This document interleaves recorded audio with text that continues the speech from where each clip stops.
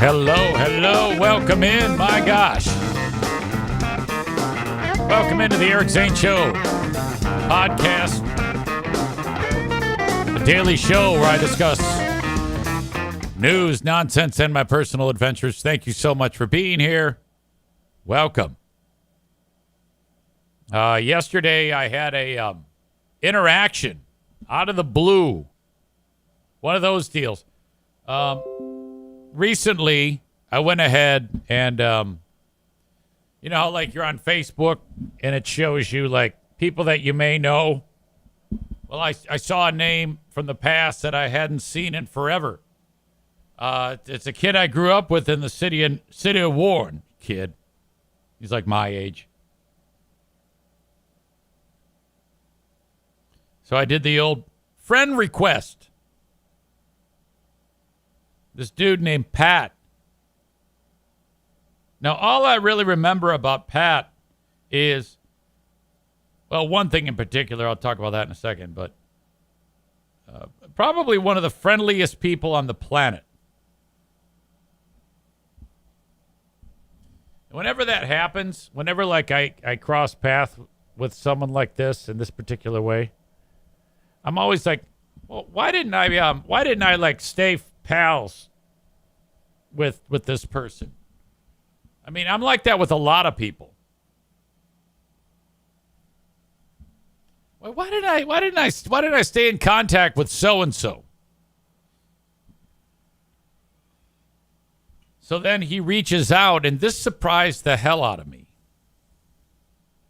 Because honestly, all I remember about him was he had a brother who was kind of like a badass. I think he went into the military. His name was Sean.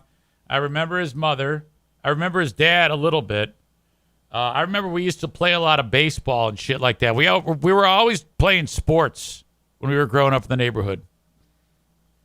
And he always had the best fucking video games.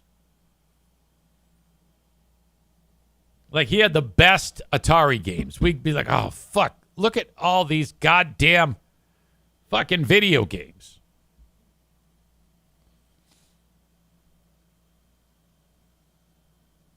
Fast forward, I have no memory as we kind of got older. He reaches out to me after I sent him the friend request. And this really caught me off guard.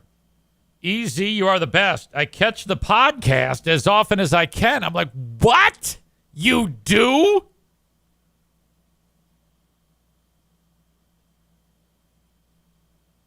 He says, Kirk Matlock says hi. I played Kirk the Scavenger Hunt podcast from the other day. He was cracking up. Okay. Now, this is big for me because I did not know, or at least maybe I forgot, that Pat hung out with my pal Kirk Matlock, pal from back in the day. Kirk was outstanding. This was one of the just one of the guys that I ran with. And this just fucking floored me. Now, Kirk, he was one of these guys who I remember right when he was about to turn 40, he decided to go to war. We were fighting in Iraq, and he just one day enlisted into the army. I'll never forget that. I was like, what? Huh? He was always kind of like a badass, but that probably was the greatest thing I'd ever heard at the time. I was like, well, that totally makes sense. I mean, he's like got the power of 10 men. He said, I wrote, no shit, that is so cool that you catch a podcast from time to time. So then I asked him a bunch of questions, and then I asked him one particular question. Do you remember that time when I hit you with that golf ball? Now, I've told this story on the podcast.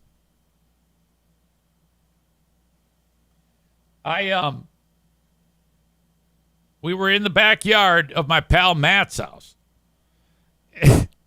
And then we went over into the school and we're like hitting golf balls, having a good time. And out of the blue, he says, hey, I got to go. We're probably like 12 years old. And he's like in front of me. Like if I were shooting a golf ball, I'd be shooting it towards him. And so he goes, retrieves the golf ball, and he comes back. He goes, hey, I got to go. Now, the clubs were his. He goes, the clubs and the balls. He goes, don't shoot anymore. I've got to go. So I tee the fucking thing up.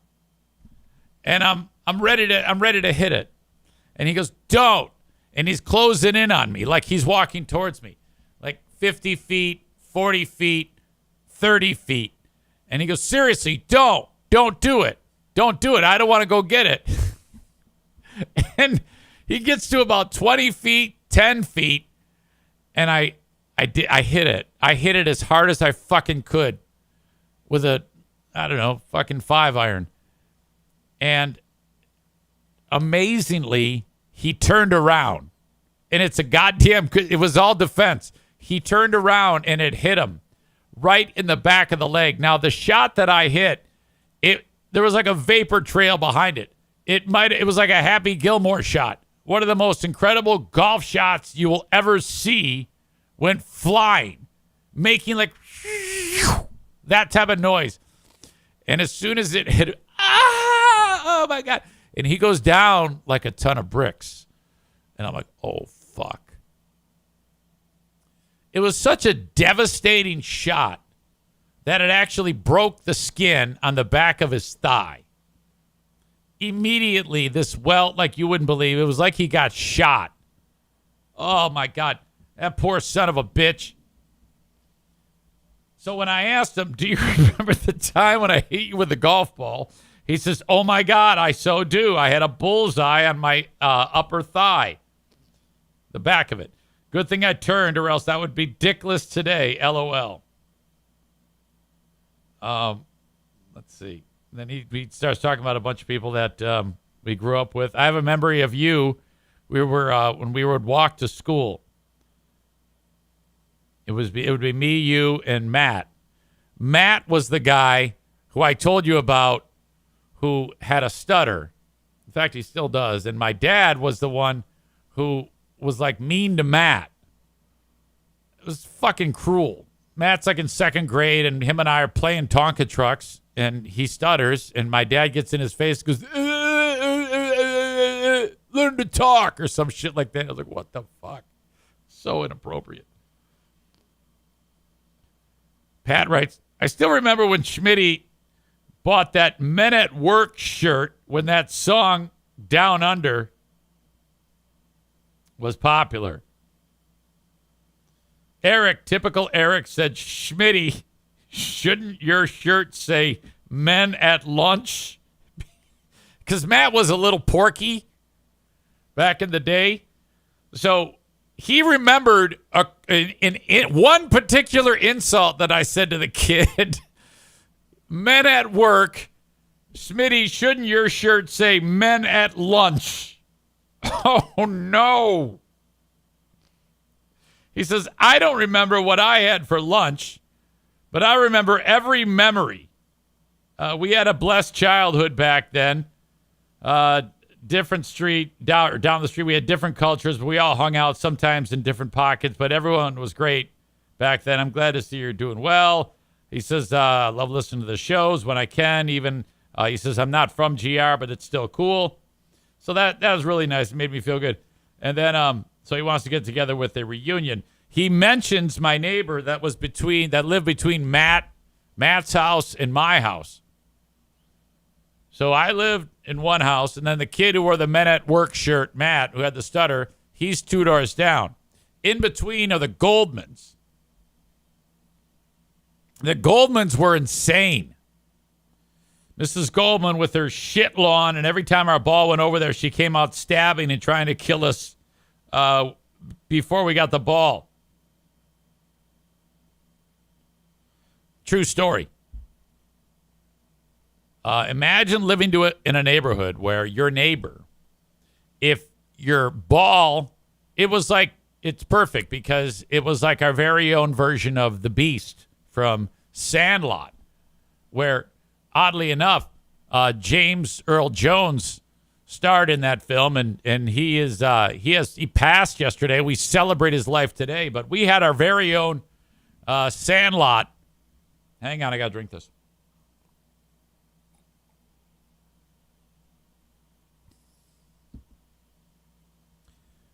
The ball would go on their lawn and they'd take it. And one particular moment, I remember a soccer ball went on there and my brother Jim went over there to get it. And Mr. Goldman came out. He had a fucking knife. And he tries to fucking stab the ball. And my brother Jim pulls the ball away at the last minute. And Mr. Goldman, it was right after my dad had a heart attack. He goes, no wonder why your old man had a heart attack. You kids were there. And my brother Jim starts crying. Fuck. That was like normal back then. The neighbor to try to come out wielding a knife.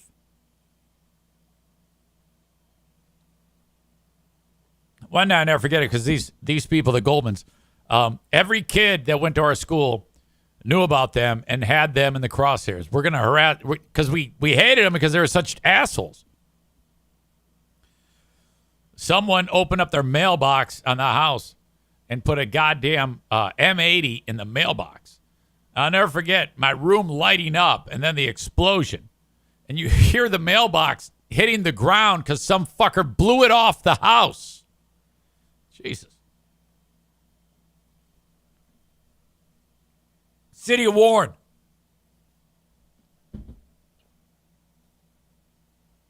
Pat also wrote this.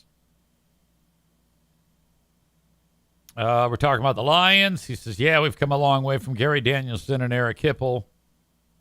He also writes, it was great to hear your dad on that podcast. Dear Meathead. I said, yeah, he's 90. He's kind of slowing down, though. Then he wrote this. I remember one time, first of all, he says, we should come to a road trip. I think the last time I saw you was when Kirk Matlock, Jim Bellini, and myself, he writes, we're right in the house in Ferndale. I don't know what that means. At Kirk's house, maybe? Some dump, and you stopped by, and we went up to Snookers. You and I, now I don't know what the fuck he's talking about. This was all like reading something from an out-of-body experience. I have no memory of this. We went to Snookers. You and I went to play some pool, and they served us some warm beer. And I remember you saying to the waitress, thanks. Hey, I bet you could use a warm one. This is incredible. I don't know how he remembers this shit. Then I told him about my dad being a little bit under the weather, with the dementia and all. And he wrote, hey, I can't really remember the good times for sure. Sometimes I remember the bad times.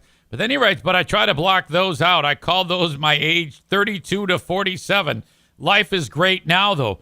So I didn't ask. What happened 32 to 47. But that's a long-ass time. That's 15 years.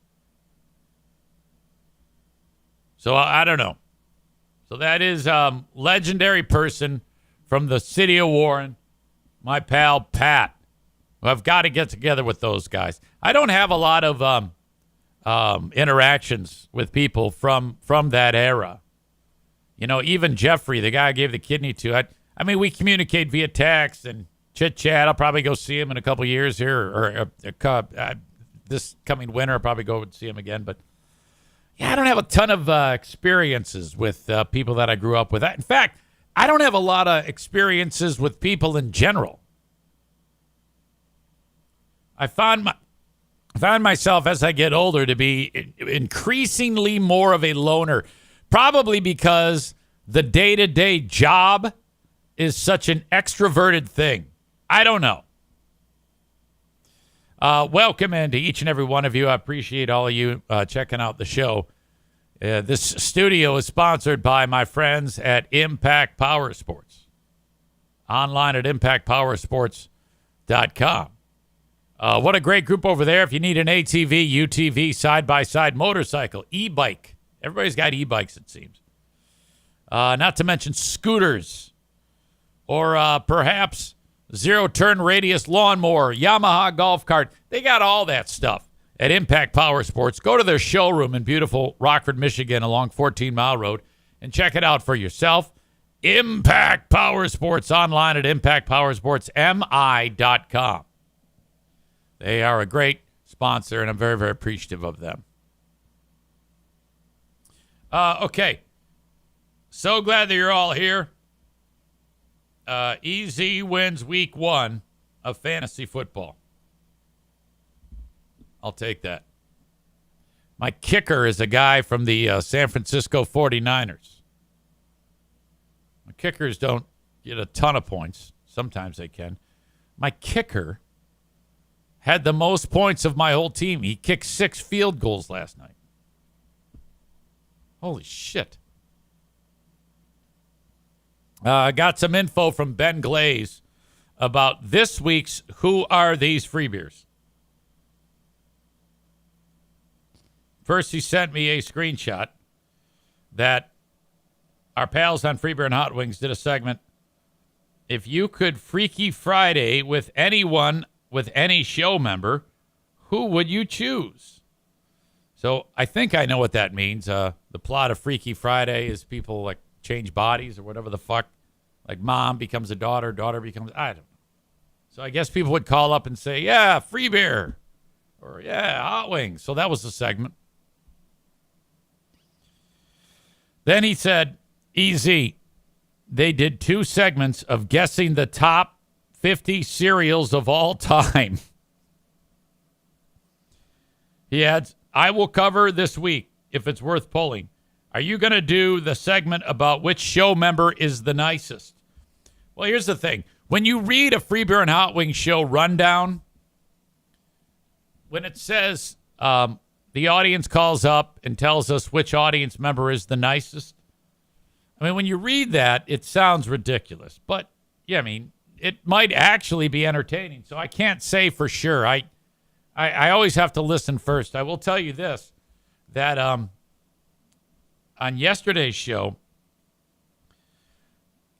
they like to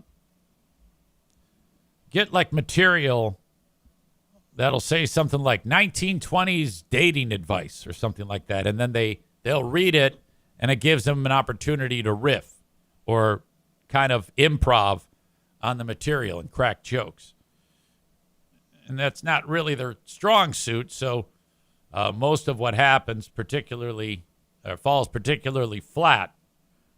And especially when they have something that's really old like that, the go-to is to kind of go into old-timey radio voice. And that's what happened yesterday. It was a 1914 guide to teachers. So one thing, there's a lot there to pick on, but one thing in particular that I'm going to focus on was a free beer bummer joke. Because a lot of the things that they were saying, they were attempting to be funny, and there was a lot of just silence after it. So, of course, I'll take a completely objective approach on it and play my segments from a portion of that, plus a whole lot more. Bob, who listened, said that the cereal bit started stupid, but the second half of it did have me laughing. Well, that's good, because we need laughter. You know, people who accuse me of riding coattails, which happens all the time. Look, if this show were any good, do you think I would I would have the ability to do Who Are These Free Beers? No, I can't play good material and say it's a pile of shit. I mean, what the fuck? I don't have enough skill to be able to take something that's actually good and interesting and somehow shine a light on it and say, oh, yeah, this is bad, and convince you otherwise. That's too much fucking work. I can't do that. I would rather have them do all of the heavy lifting. And for 25 episodes, they have, and I'm very thankful for that. If it were to end today, that'd be fine, because, first of all, one less thing to do. And second of all, I mean, if there's nothing there, then I can't do a show. All right. So that comes up on a Big Fraud Thursday. Right right here on Patreon, patreon.com/Eric Zane. You can sign up for free for 7 days if you like. Patreon.com/Eric Zane. All right. So that is Thursday, starting at around 6 p.m. Eastern.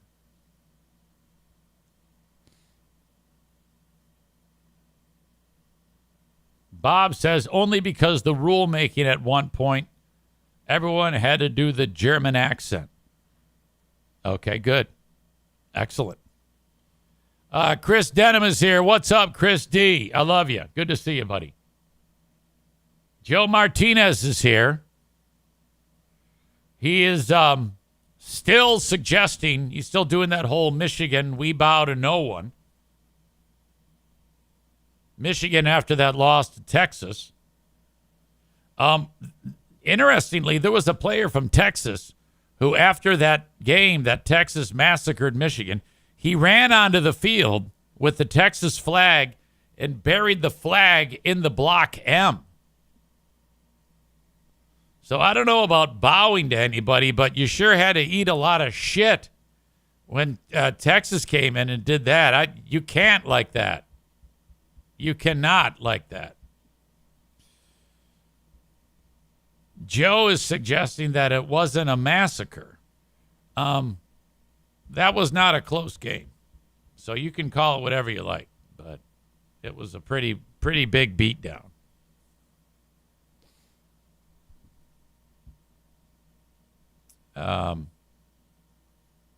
So I think Michigan will have bowed to Texas. Anyway, Michigan will take on some school from Arkansas this weekend. In addition, Michigan State is going to play some school that I don't know where they're from.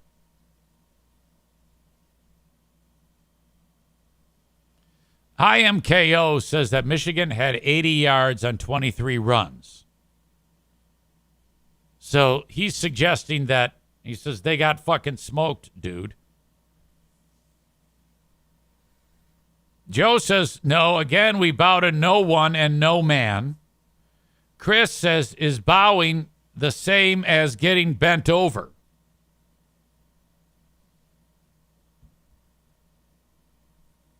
There's more than one person that's suggesting that. Linda says, Michigan didn't bow, they bent over and took it. Linda is suggesting that Michigan took it in the butthole. Now, I don't know about that. But we can only hope, just for the sake of this show, that whatever school they're playing on Saturday upsets Michigan. Because if that happens, our boy Joe, there's no way he could come in here and say that they bow to no one. Tyler writes, mild Michigan fan here. They look like a pile of shit that entire game, LOL.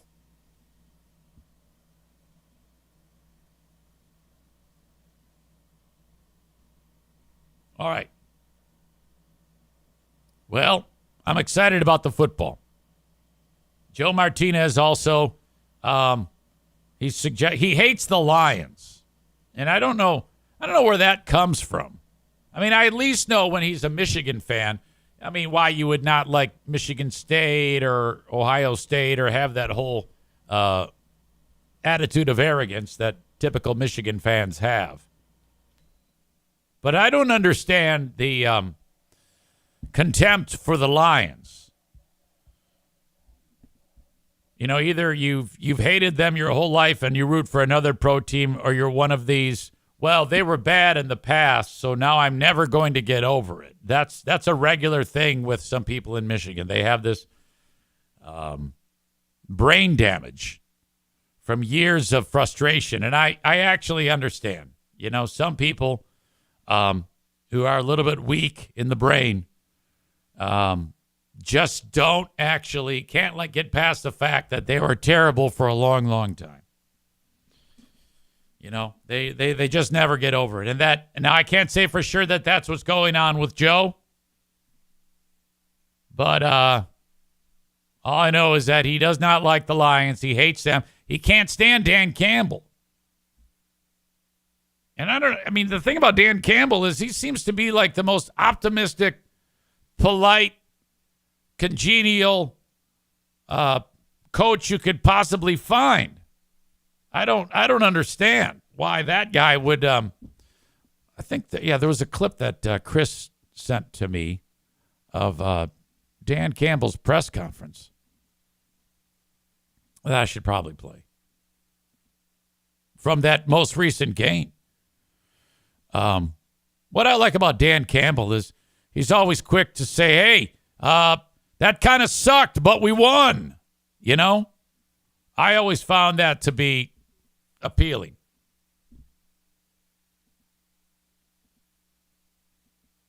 All right, give me a second here. I'm fucking this up. Of course. All right, it's Dan Campbell. That team gave us everything. A win is a win. That team gave us everything they had, man. They did. They threw it at us, man, and give them some credit. All right, now what he just said there, everything there, that's a very appropriate thing to say. He's giving compliments to the Rams. So I don't understand why that could be taken poorly. They did, man. They laid it on the line all the way. But the bottom line is, man, it's hard to break us now. It's hard to break us. As a matter of fact, you ain't going to do it. And we just had to buy our time, find our rhythm. Defense, we held. Fox, what an outstanding freaking punt to help. Okay, when your coach is pointing out the punter's punt, what the fuck? Fox, what an outstanding freaking punt to help our defense. In offense, we do what we got to do to get in overtime. And then we win the toss. Golf, nice job. We go all the way down. That's a damn good win. That's number one. We're 1-0 right now. I got 2 game balls. How could you not enjoy this? How could what he's saying not resonate with anyone? First one is this, man. You talk about closing out the game. And I said it the other day. Somebody asked me, I said, man, you can start the game with this guy and you can finish it with him. And anything in between on offense, Dave Montgomery. All right, now that's the guy who in overtime they'd hand it off to him and he'd hit the line of scrimmage and the players would break like bowling pins or go flying like bowling pins. There was a viral video of David Montgomery deadlifting 700 pounds. Look at that dude. I love that guy. They're like, make a speech. Nah, look. We was in that fighting for a while, man, and it was ugly for a little minute.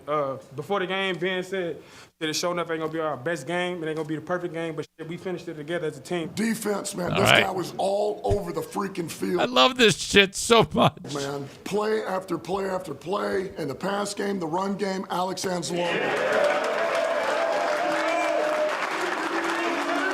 Hey, this is just one win. I look at it every year. I just look at it a quarter at a time, 4 games at a time. Just go 3-1, 4-0 each quarter. It's a long-ass season. This is just one. Keep it going. Damn good win, gentlemen. That's the good news when you don't play your best ball and you still find a way to win, because we'll clean the rest of this up, right? And we'll be better. I don't care whether we won or lost this game. I was going to tell you the same thing. We got to get better every week. Just a little bit better next week, and we'll be good. All right, great win, man. Great win because it's winning the NFL. Break it down. Yeah, I like that. He's like, yeah, we cleaned it up. We weren't that great, but we won against a Hall of Fame quarterback. I mean, come on. I love that guy. I loved him when he walked in the door. When he said, we're going to bite a kneecap off, and people rolled their eyes. I loved the bite the kneecap off thing. That was all about it. That first year, they went 3 wins, 13 losses, and a tie. The next year, they started out 0-6. But then they went 8-2 on the back half of the year. To put them at 9-8. Last year, they improved to 12-5. Who knows what'll happen in the next 16 games? But I'm happy. I'm happy for them. Let's see. Joe Martinez says, didn't I tell you last year that they would have a meltdown? If you mean meltdown, you mean one half of football away from the Super Bowl? Well, then I guess you're right, Joe. I mean, you got me there. I don't know how much of a meltdown it is to lose the NFC Championship game. I wouldn't describe that as a meltdown. I would just describe that as they fucking lost to a better team. So there's that. A meltdown would be what I saw in Ann Arbor last week. You know, when the number 9 team in the nation completely fell apart in every aspect of a football game. That might be more of a meltdown. Wenji, that would be Ben Weller, says to Joe Martinez, a meltdown, Joe, is your attempt at smack talk.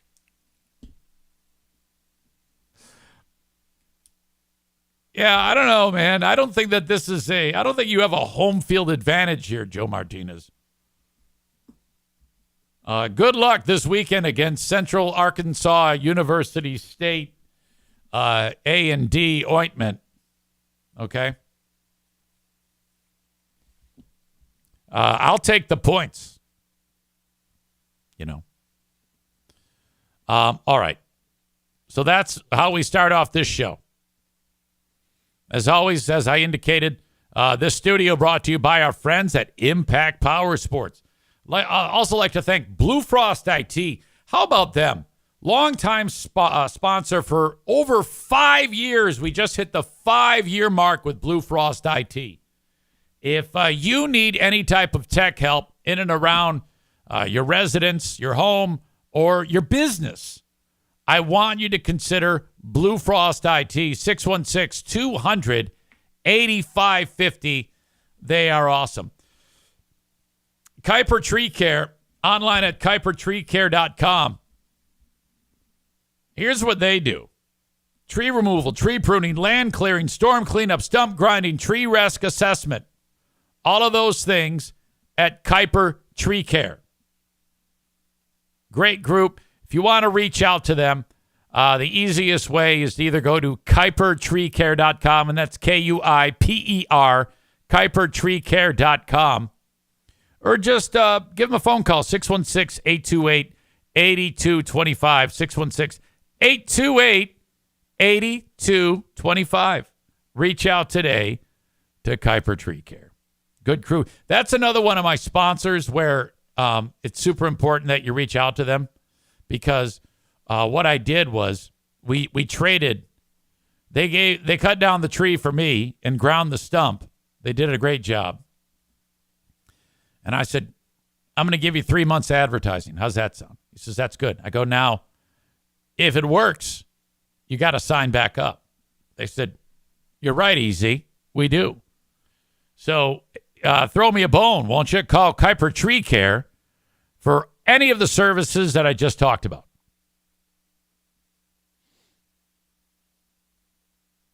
Donut Dan says, remember the good old days, App State against Michigan. Oh, Lloyd Carr, that poor guy.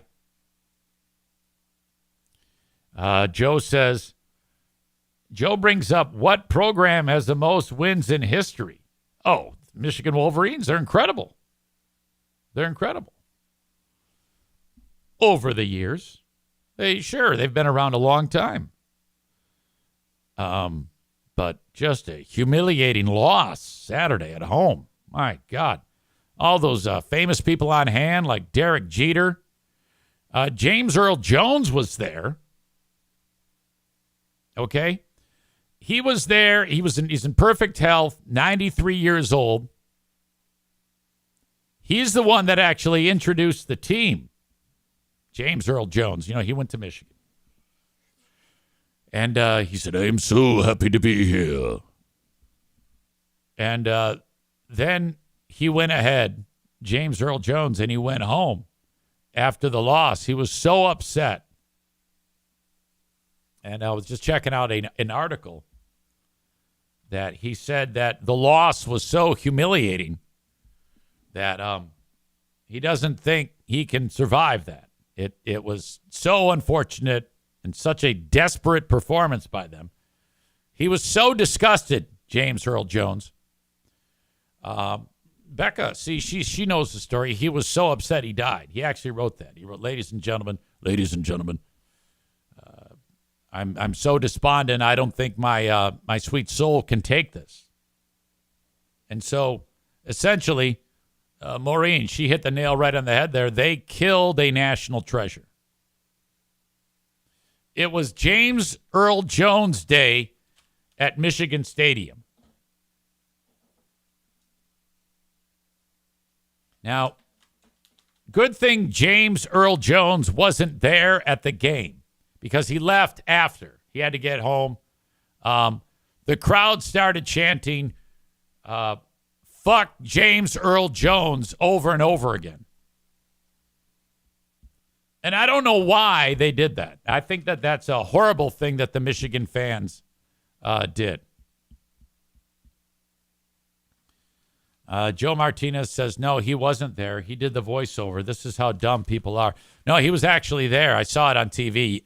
For those that were actually in attendance, you didn't get to actually see what was on TV, but he was there. He had a Michigan pennant and a foam finger. And he's like, hey, ladies and gentlemen, Michigan Wolverines, here they come. And then that horrible performance caused his death. Very, very sad. The passing of James Earl Jones, by the way, at 93 years old. And Corey writes, he was Mufasa in The Lion King as well. I know he was in a lot of great roles. Darth Vader, Mufasa. He was in Coming to America, Field of Dreams. Don't forget The Sandlot. He was the blind guy. He got hit in the head with a pitch, and he went blind. And remember the kid was so scared of the beast? And finally, the kid goes there to get the ball, and James Earl Jones says, come on in, kid.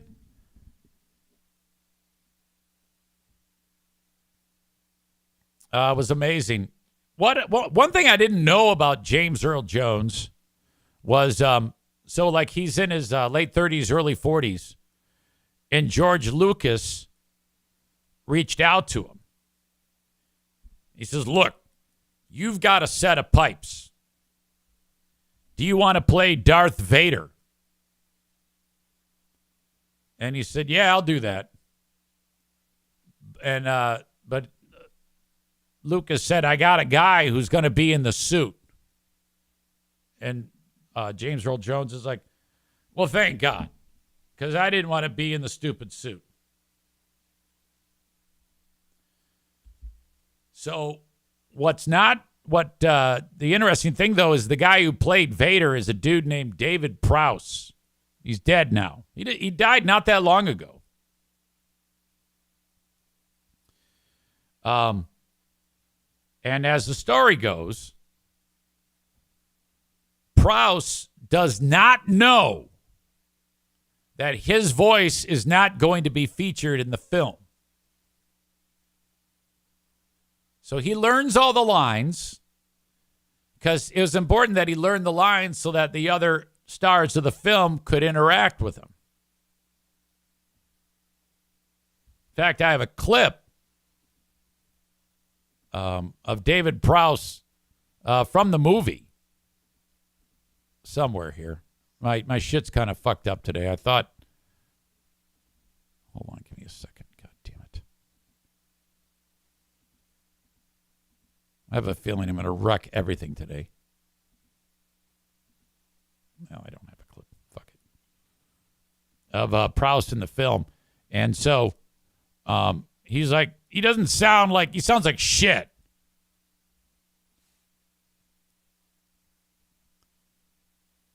They go to the premiere of the movie. David Prowse goes there with all of his friends and family. And he's sitting there, and the movie starts, and Vader comes out, and it's James Earl Jones's voice. And he's like, what the fuck? Lucas never told him. And I'm like, how the fuck is that possible? I mean, you would have thought that he would at least tipped him off. Hey, I know you've been excited about this, but unfortunately, I'm not going to have your actual voice in the movie. Prowse is furious, but he wasn't so furious that he quit. Like, he kept playing the part of Vader. But then it became known that when he knew that, whenever the subsequent movies were made, at times he wouldn't even bother to learn the lines because he knew that all he had to do was do all the gestures, and that's all that they really needed to. So as he was making the film, like he's standing in front of Carrie Fisher, the Emperor, or something like that, and he's saying nonsense, gibberish. And I thought to myself, that would be a great fucking gig to actually have a I don't give a fuck attitude and just be sitting there, yeah, hey, go fuck yourself. Ah, yes, the power of the Force can suck my dick, and just carrying on like that. And then doing all that shit. And then they have to interact with them. Now, I don't know how much of that is actually true, but I want to believe that it's all true.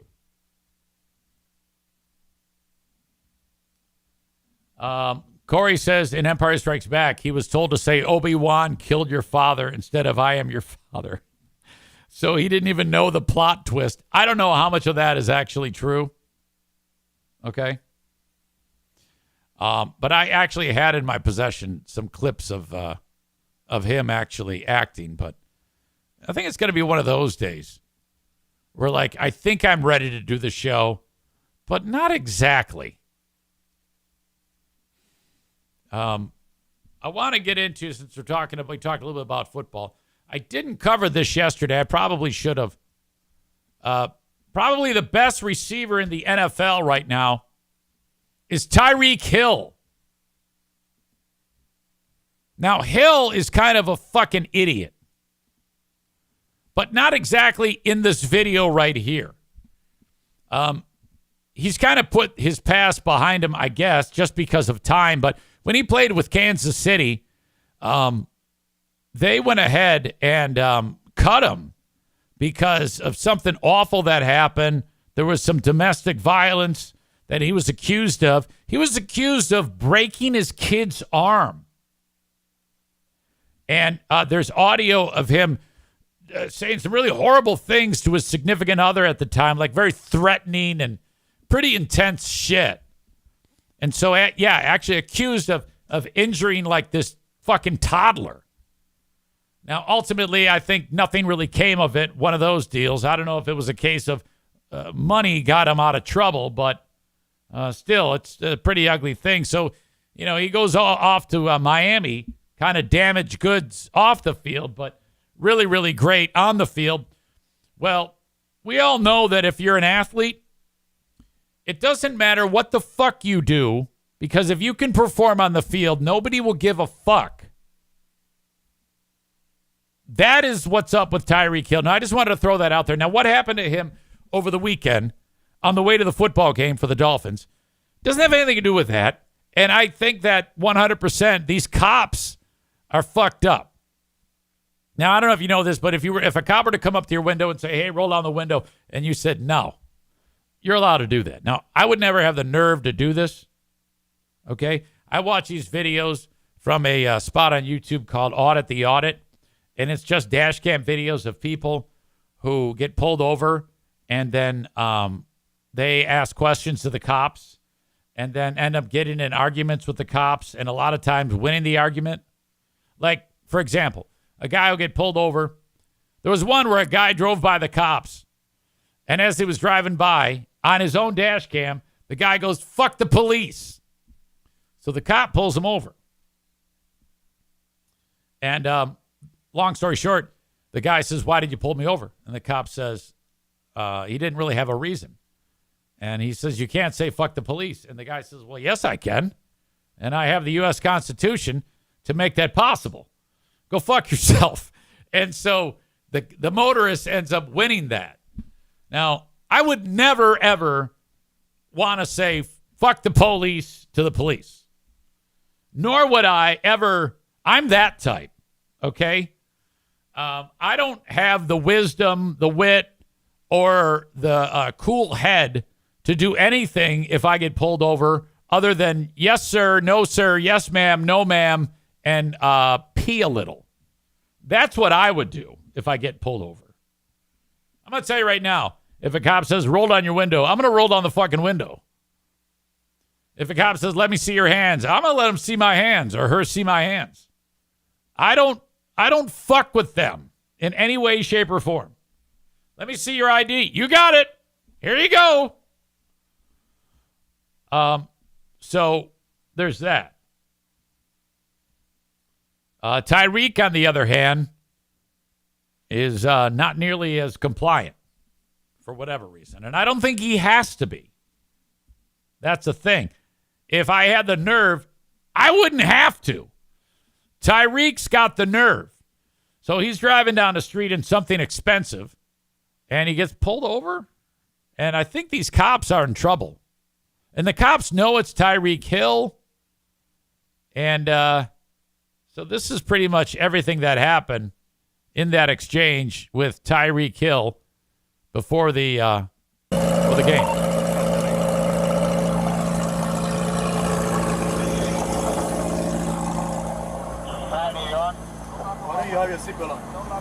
Okay, so Hill has the window down, gives him the ID. He says, why don't you have your seatbelt on? Why don't you have your seatbelt on? Like what? Why you have it up? I can't make out what he's saying back to the cop.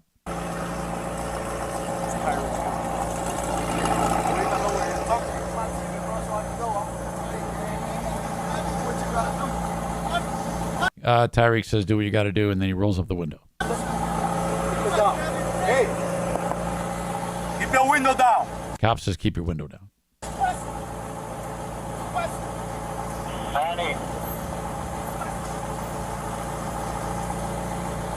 Hey, keep your window down. Keep your window down. I'm going to get you out of the car. Okay, Tyreek opened it a little. Keep your window down, or I'm going to get you out of the car. As a matter of fact, get out of the car. Give me your ass, bro. Get out of the car. Give me your ass, we'll break that freaking window. Get out of the car. Get out. I'm going to break the window. Get out of the car right now. We're not playing this game. Get out. Get out. Get out. Get out. Get out. Get out. Get out. Okay, now they're beating him down. What part of down don't you understand? Hey, Drew, I'm getting arrested, Drew. Now, he's talking to Drew. I wonder if that's Drew Rosenhaus, super agent to all the best players in the NFL. I'm getting arrested, Drew. Hey, Drew, I'm getting arrested, Drew. I'm getting arrested. I'm getting arrested, Drew. I'm getting out, bro. God damn, twin. Okay, now after this happened, he was released, and he had like an awesome game. He had like an 80-yard touchdown reception. When we tell you to do something, you do it. You understand? I'm getting out. You understand? Not what you want, but what we tell you. You're a little fucking confused. I'm getting out, bro. Too late. Chill, Too bro. late. All right, bro. Take me to jail, bro. Do what you gotta do, bro. We are. We will. Good, bro. It is good. Hey, Drew, hey, Don't worry about it. I hung up the phone. You stop crying. bro. Y'all, Don't move. good. Bro, you beating on my window like you crazy. Okay. Why y'all beating on my window like y'all crazy for? Damn, y'all. Now look, if cops don't understand that, generally, our black citizens kind of have a bit of a mistrust for cops. I think you got to kind of take that into consideration, don't you? I mean, what's with the power trip? You're pulling over the best player in the league. You know it's him. Forgot to mention that you could hear one of them say, that's Tyreek. That's Tyreek. What the fuck is going on here? Yo, bro, dude beating on my window like he crazy. I ain't do nothing, twin. Boy, he is jacked. That dude is jacked. Hey, don't park there. Don't park there. Okay, now the guy that just pulled up, they said don't park there.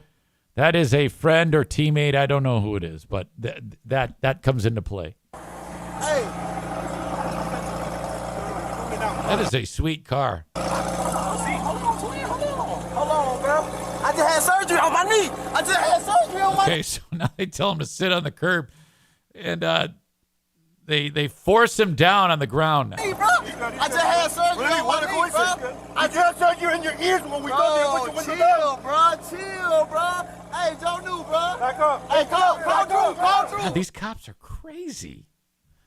Now they're yelling at the guy who just pulled up. Call Drew. Hey, call Drew. Call Drew, bro. Hey, call Drew, bro. Hey, what? Hey. By the way, motorcycle cops kind of look ridiculous. I keep feeling like I'm watching a fucking Chips. Call Drew, bro. Just call Drew. Hey. Okay, so now this is the body camera of the guy who pulled up, his interaction with these fucking cops. What am I doing that's wrong? Hey, listen. Hey, listen. Hey, man, they got Tyreek. The cops over here beating on him, man. They over here beating on Tyreek, Listen, big man. don't park there, man. Just get in Hey, the yo, car. hey, Drew, you gotta come, man. Just get in the car. Straight up the side, on the side of the, Hey, get in the car. You're parked in the middle of the street. These dudes are just ignoring that cop. in the car. He goes, I'm in the car. Hey, you're in the car. Who's the driver? This is my car. All right, cop number 2 shows up, and he's ready to kick some ass.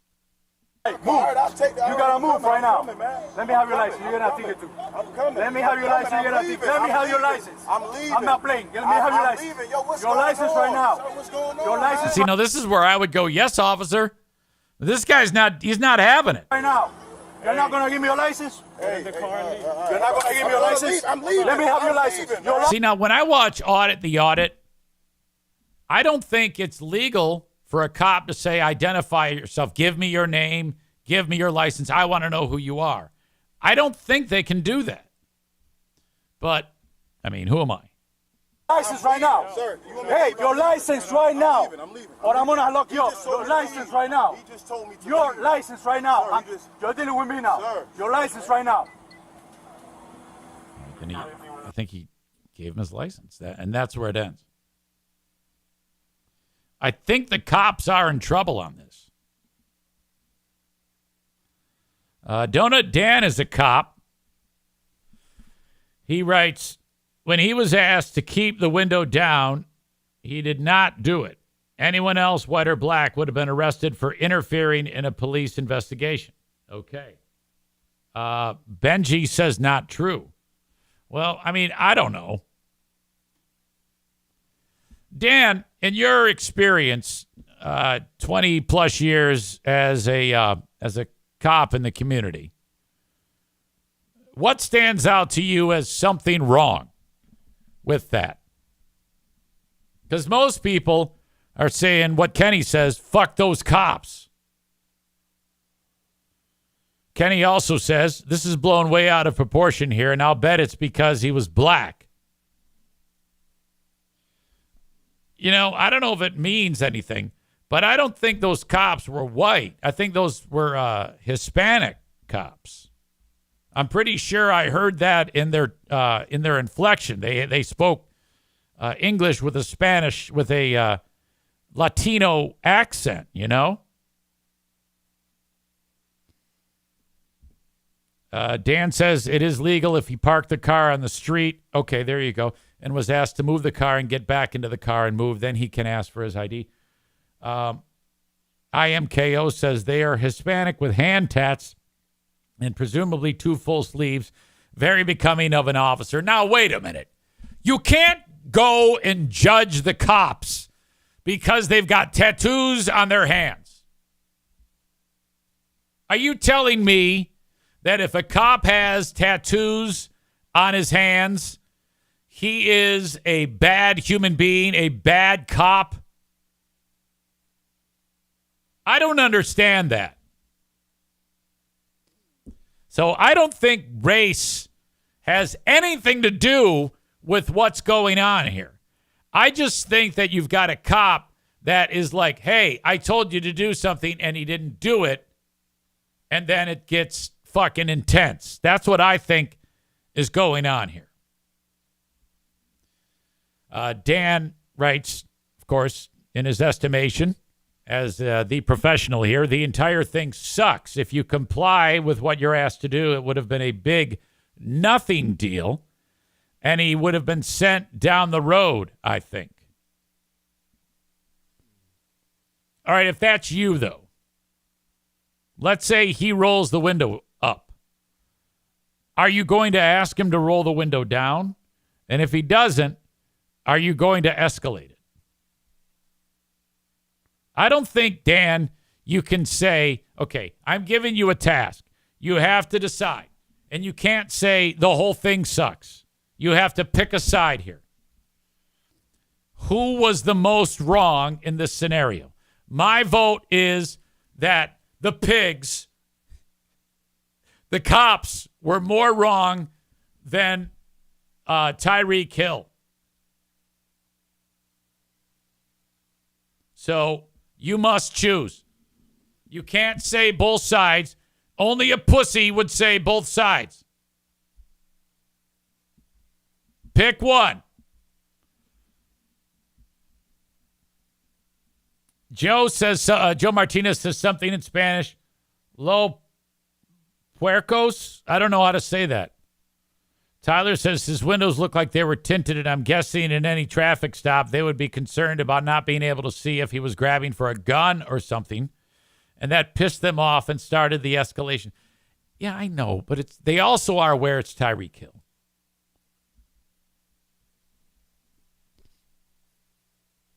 Dan says the same thing. You do not know who you're dealing with. The windows were tinted, and as such, you can't see what he is doing with his hands. How many cops are shot that way? He wasn't going to get fucking shot. Quit it.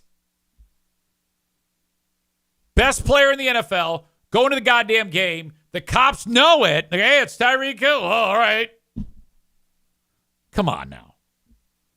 Dan says that maybe they really didn't know who it was. No, don't give me that. You could hear in the clip. You couldn't hear when I played it, but I heard it. I heard the one guy say, that's Tyreek. They know who it was. Look, you can't say both. The only reason why you're saying that is because you are a former oinker. Okay, that's what it is. That's what's going on here. You are bacon. And so you're siding with the cops and being a dick. You're going to have to admit that too. I don't accept that. Tyler writes, we all know football players would never kill anyone. Exactly.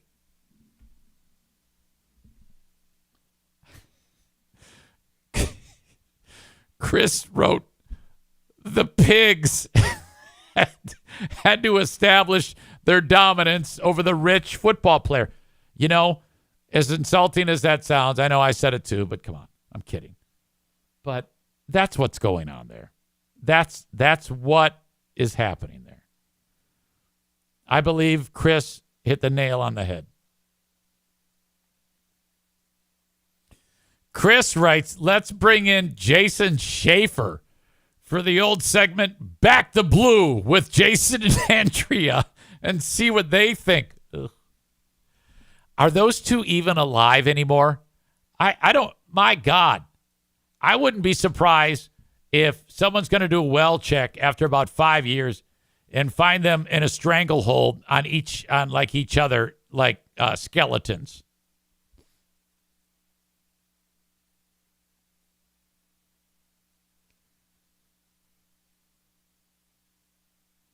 Donut Dan says, I thought the guy in the car said that is T. Hill and not an officer.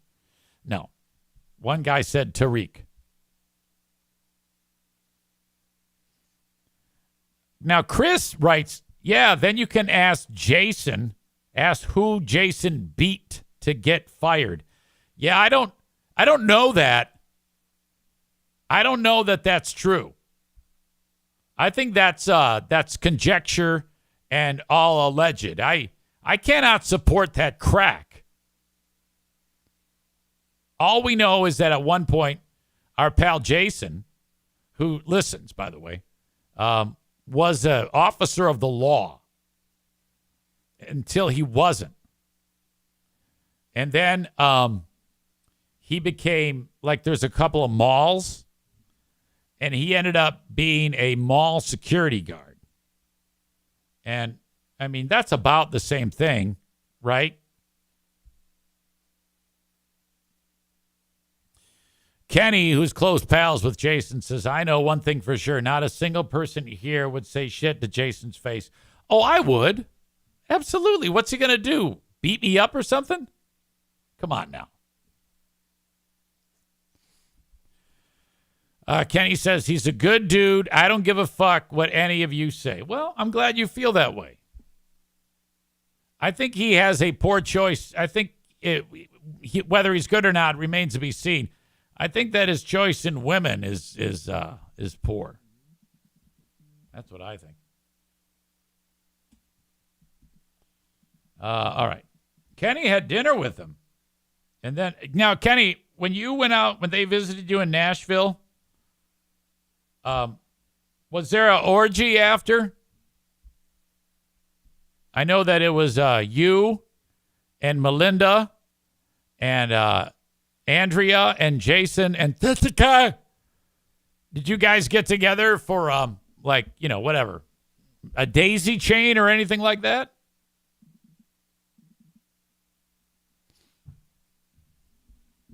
All right. So that's basically it on Tyreek Hill. What a catastrophe. The NFL, the Miami Dolphins actually weighed in on that. Let me grab that. Miami Dolphins, Tyreek Hill statement.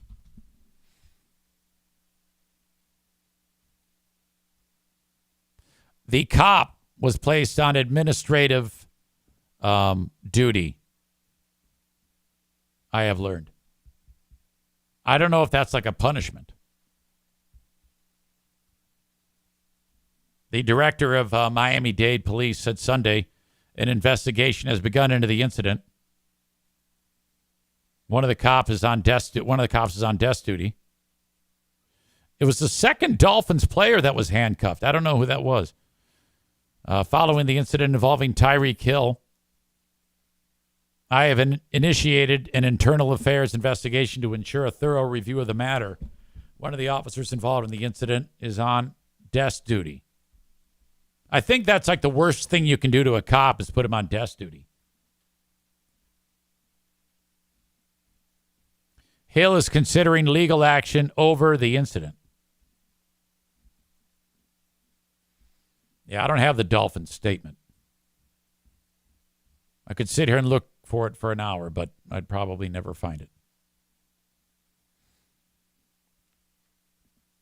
All right. But still, 80-yard touchdown for him. Afterwards. I mean, he should hope that he gets pulled over after every game.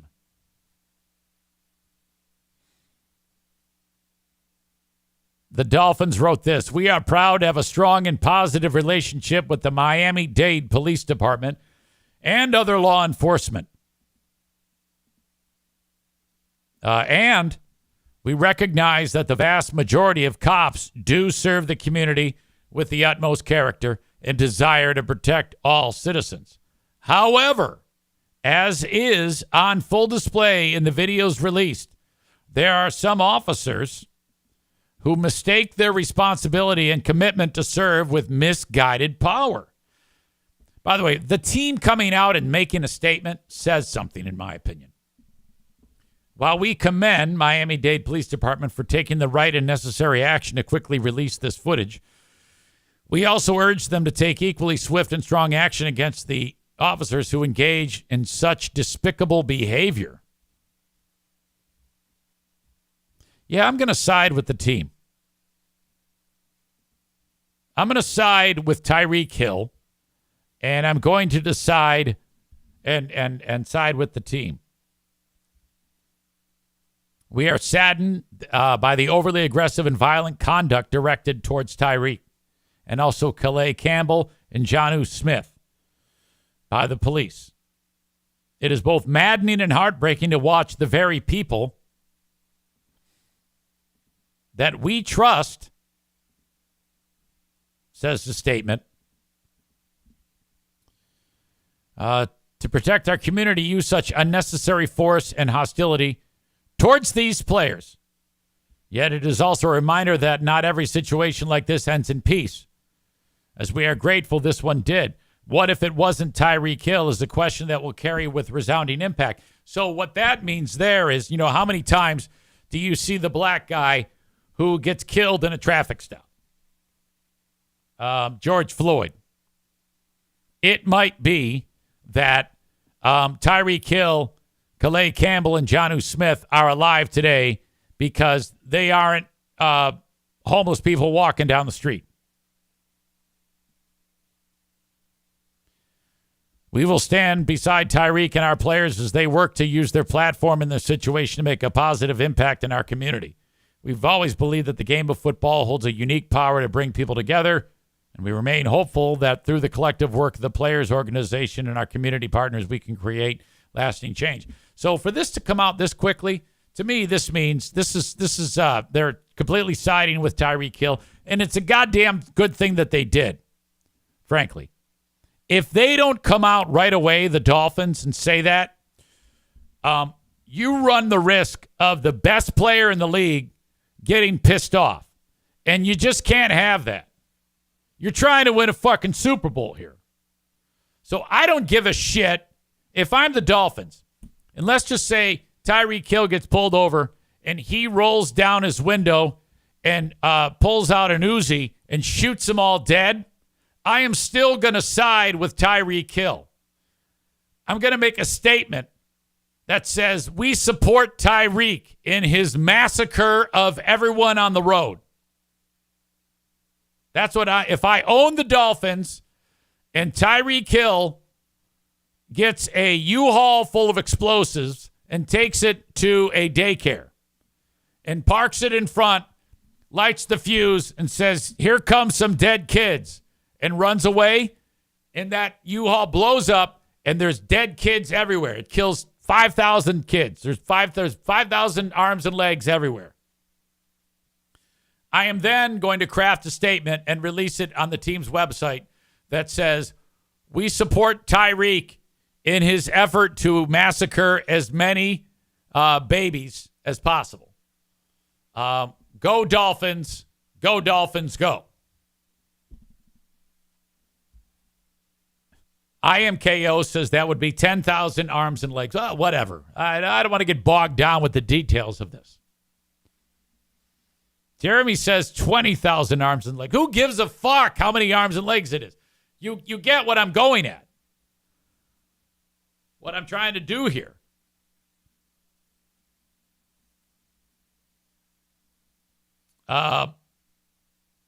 Jeremy says, quote, we investigated ourselves and found we did nothing wrong. Signed, Miami Police in 1 month.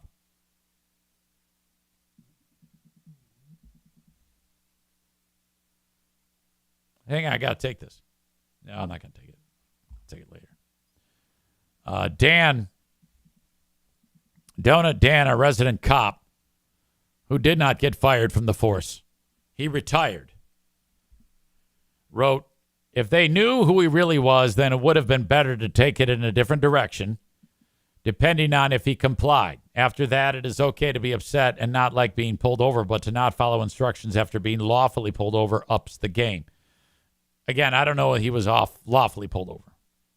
Who knows? I shouldn't say again. I didn't comment on that. I don't know why he was pulled over.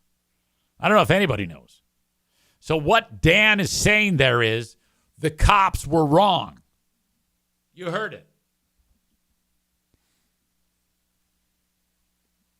Dan adds, I would not have ordered him out of the car after he rolled the window down again. But if there is more than which we are not seeing, Why was he pulled over by 4 cops on motorcycles to begin with? If he would have listened and followed instructions rather than acting like a prick, he would have never been pulled over even by overzealous officers. Okay, so if I'm a cop and I'm like driving around Metro Detroit and Amon Ra St. Brown is going 200 miles in a residential area, 200 miles an hour in a 25-mile-an-hour speed zone. I'm going to pull him over. And then when I walk up to the car and I see it's Amon Ra St. Brown, I'm going to go, Amon Ra St. Brown, what up? How are you? Yeah, am I going to get a speeding ticket? No, you're not going to get a fucking speeding ticket, you idiot. In fact, I'm giving you carte blanche. You speed wherever the fuck you want. You are one of the keys to bringing us the Super Bowl title. And you know what else you can do? You can pass the word to all the other team, all the members of the team. All right? You tell them as long as they win, there are no laws they can't break. You feel like getting in a little rape? Go for it, goddammit. Any kids looking good to you? Have them. We don't give a shit.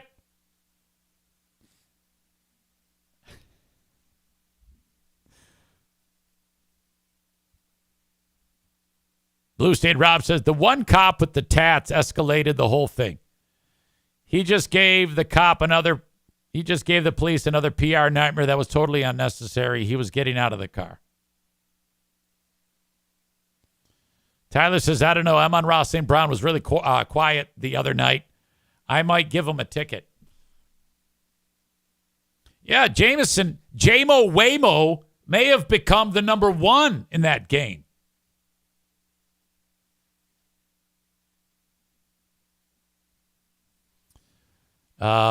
Blue State Rob says this is going to be an expensive civil rights excessive force lawsuit for sure. It deserves to be.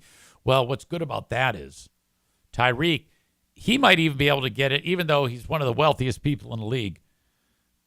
He's going to have the best lawyers. This isn't going to be some shitbag, pro bono, up-and-coming firecracker lawyer. No. He's going to have a fucking team that's going to be looking to cause all sorts of destruction. And he's backed by the Miami Dolphins. Oh, my God. This is fucking great. Holy shit. What a story. Blue State Rob says Ben Crump. He wrote, fuck you, Ben Crump. Bring Johnny Cochran back from the dead. By the way, a dear, I don't want to say pal, but one of my sweet coworkers over at Bosco's, I was so relieved. One of the coworkers at Bosco's, a sweet young lady, oh man, did she fuck up. Several months ago, she was driving hammered, and she got in a one-car wreck, and she got a Dewey. She's driving while intoxicated, or DWI, big time. Well, the person that was with her, her boyfriend, he got hurt. He broke his leg in the accident. He survived, recovered. They all recovered. Well, she was charged with a felony because of injury. And so for the past several months, she's been like, oh, my God. I'm like, yeah. She goes, I might go to prison. I could go to prison. That was on the table. And so she threw herself at the mercy of the court. And so she got like a year probation and 120 hours of community service. Kenny says, as fuck got in a wreck. No, it wasn't as fuck. It was someone else. So I had a conversation. I say, hey, did you ever get sentenced? She goes, yeah. I go, are you going to jail? She goes, I'm here, aren't I? I go, no, yeah, you are. So what? And she gave me that. I go, you are so lucky. And she goes, I know. I go, so being that I'm old enough to be your father, because she's like younger than some of my kids, I go, can I tell you that I trust you've learned your fucking lesson here, right? She goes, oh, yeah. If she fucks up between now and the end of probation, she just goes to fucking prison. No questions asked. You go right to fucking jail. God damn it. I go, how are your folks? Because I bet they've been a nervous wreck. And I said to her, I go, you know, you put them through so much. You better have learned your fucking lesson. I said, I was worried about you, but now if you fuck it up, I'm going to be so pissed off at you. I said, I'm still pissed off at you that this even happened in the first place. You got lucky. You are so fucking lucky that our legal system is pretty lenient upon dumbasses like you. You are so fucking lucky. Kenny says he loves the nickname As Fuck. Yeah, As Fuck is a great nickname. There's no doubt about it. All right. I want to take some time to mention some key sponsors. Frank Fuss, My Policy Shop Insurance. If you are in need of life insurance, I want you to think about Frank. And if you don't have any life insurance, oh my God, you've got to be kidding me. Okay, especially you audience members that have family, even just as a small amount of family as a husband. You want to have that in check. You want to have an insurance policy, and it costs a lot less than you think. I just got a terrific 30-year policy from Frank that pays out $250,000 if I pass if I die. I'm covered. Cost me about $160 a month. When I say $160, I mean $160 a month. Now that was a policy that when I signed a policy 20 years ago that I outlived, it was about $40 a month. It depends on your health and your age. Now my health is terrific. My age, not so much. So that's why I'm paying what I pay.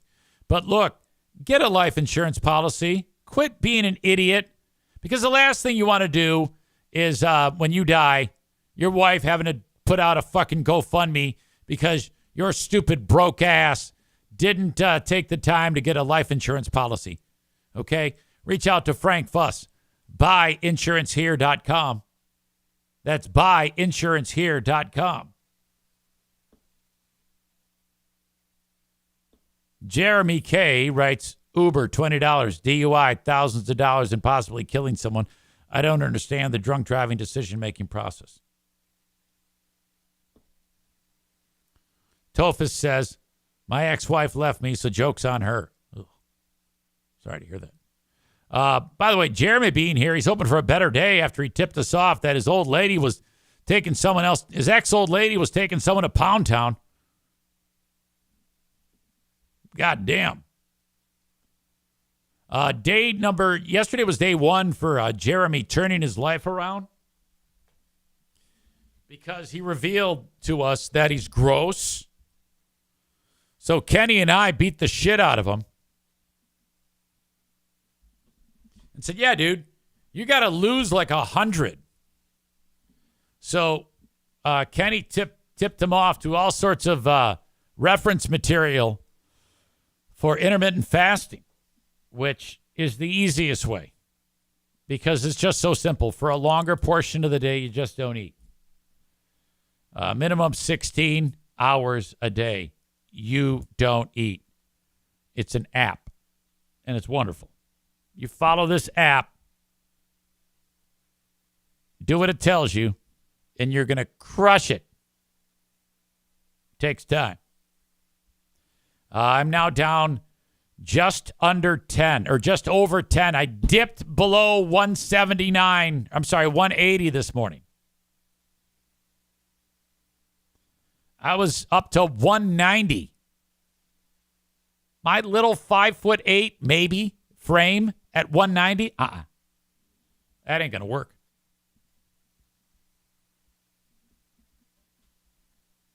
I'll keep fighting the good fight. Meanwhile, I do want to mention that coming up September 21, the monster trucks will be at Berlin Raceway. Head over to their website, berlinraceway.com, and get tickets for the monster truck extravaganza. I almost said extravaganza. Thank you to Berlin Raceway. They are a great sponsor to this show. Go to berlinraceway.com and get tickets for Monster Truck Night.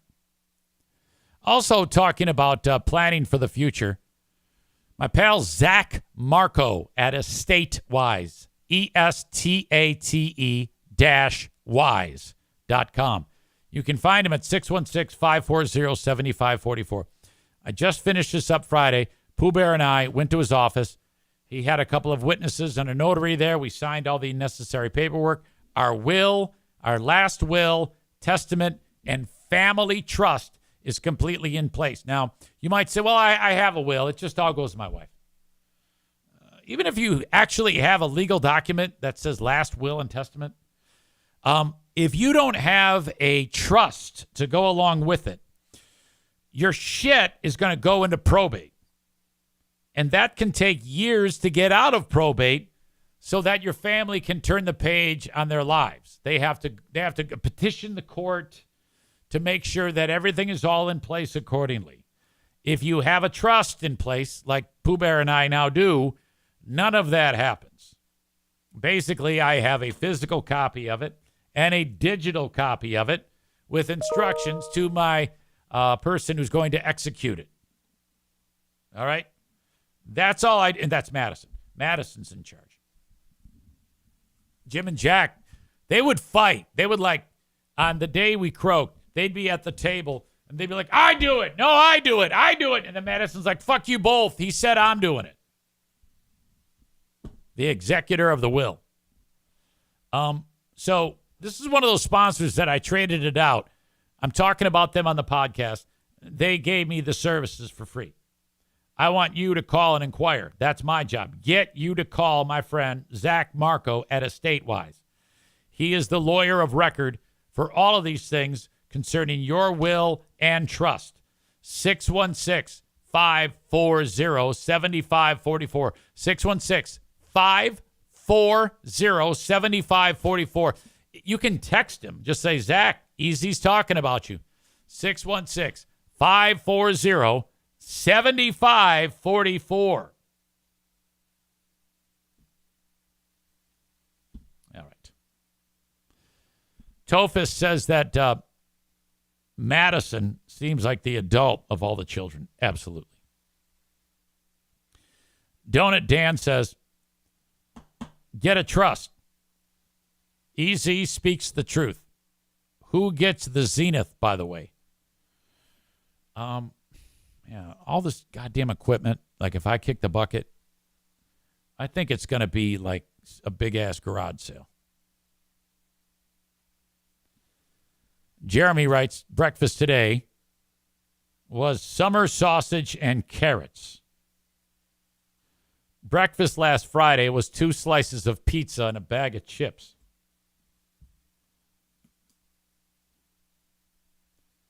Tyler says all equipment needs to go to Stu McAllister. He needs it, LOL.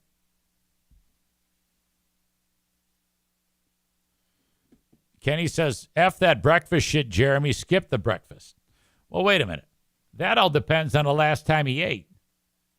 Like if the last time he ate was 4 p.m., that would mean that like by 8 or 9 a.m., that would be 16, 17 hours. So to me, I'm not even that strict. Like yesterday, I went 17, 18 hours, and then I had some corn chips with cheese. You know, that isn't exactly fucking health food. Some grapes, some chili, and what else? Oh, yogurt.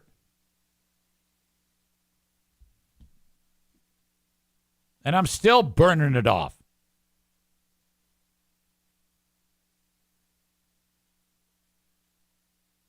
Yeah, see, Kenny, he last ate at 2 p.m. yesterday. So by 6 a.m., that was 16 hours. So he went to 17 hours and 30 minutes. That's a solid fast. Good job. I don't know how you can do that though, man. Eat like so early in the day and then not eat for the rest of the day. I'm like, oh fuck, I gotta go to bed. Joe Martinez is disputing all of this. He says breakfast is more important than dinner. And Kenny is challenging that. Kenny is probably the most knowledgeable person about this that exists today. All right? That man is fucking driven. Kenny, how much weight are you down? The other day, I referred to Kenny as Grimace from McDonald's. And I don't even know if that's accurate anymore. I think Kenny might be down north of like 50 or 60 pounds.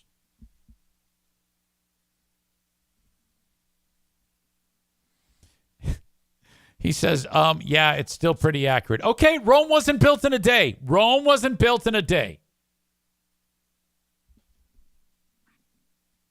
He says, no, just 40 plus. All right, we'll keep at it. It's gonna take a while. It took a while to get fucked up, okay? That's how I look at dieting. It took a while to get fucked up. It's going to take a while to turn it around. Don't get frustrated. You'll get this. I am KO says, just 40. Goddamn, man. Great job. Joe says, I lift weights and I eat properly. So technically, your body burns a lot of fat and energy when you sleep. So if you fuel your body in the morning and eat less at night, then you burn more. See, everybody's different. Joe Martinez is a goddamn machine. All right? This is a lean and mean Latino machine. So I can't argue with anything he does. You know? All right. All right, James Earl Jones dead at 93. We talked about that. I want to get into a little bit more about the guy who shot up the school in Georgia. Because the similarities between this psychopath and the Michigan shooting, Ethan Crumbley, Oxford High School, is remarkable. In the Crumbley shooting, you had those dumb fuck parents, even though the kid is a complete psychopath, buying him the gun. And then they didn't like lock it up or anything. They just like threw it in the sock drawer. And then one day they get hey, come to the school. We found out that your kid is drawing a schematic of how he's going to slaughter everybody. They show up at the school. It's the mom, the dad, the counselor, the principal, the kid, the retard. And he's sitting there and he's like, hey, what's going on? He's like, it's nothing, no big deal. And they go, hey, well, you should take him home. And the parent's like, nah, it's fine. Go back to class. Kid goes back to class. Parents leave. He's got the gun in his book bag, but they don't know it. They didn't even search. Mom and dad go home. They open the sock drawer. No gun. Mom texts the kid, Ethan, don't do it. And he's like, fuck you, Mom. Shoots up school. That's what happened. Similar here. Dad. Oh, and by the way, Mom and Dad are in prison now for life. The Crumbleys are going to be in prison forever. And then the law was changed because we have an amazing governor who immediately changed the law that if you have a weapon in your home and there's children in the home, if it's not locked up and something bad happens, you're going to prison. And that's actually, there's been a fucking idiot here. Fucking grandpa had the shotgun behind the door, and the kid walked in, got the shotgun, and killed somebody. That happened around here. So one of these hillbilly towns we live in that surround us here. Stupid people. The fucking idiot in the Georgia case, same thing. Cops were like, hey, we think your kid is crazy. He was making threats. And he's like, nuh-uh. The dad bought the kid AR. Now, think about this. If you have a 13-year-old kid who makes a threat against the school, and you're the dad who knows it, the feds come banging on the door, and they say, hey, we found out your kid's making threats. And now I'm just assuming he lied for the kid and said, no, it's not true. Didn't do it. Kid says, no, I didn't do it. Feds don't have anything to charge him on, which I think is crazy. They leave. Dad goes, hey, let's go celebrate. Let's go buy a gun and get some an AR, whatever the fuck. Now the mom of the kid is speaking out. And by the way, the dad's been charged with manslaughter. The mom is speaking out. She realized that something was wrong, just like the Crumbleys. And she reached out to the school and said there's an extreme emergency and her son needed to be found. So I think she's going to get charged. Because if you keep it that vague, like if she said there's an extreme emergency, my son needs to be found, that's one thing. But if she had said, I think my son's coming to shoot up your school, that may have saved lives. So in my opinion, this dumb bitch is also going to be charged. An hour later, shots fired at Appalachia High School. 2 teachers dead. Richard Aspinwall is 39. Christina Iramai is 53. 2 students, Mason Schemmerhorn and Christian Angelo, both 14 dead. 9 others injured.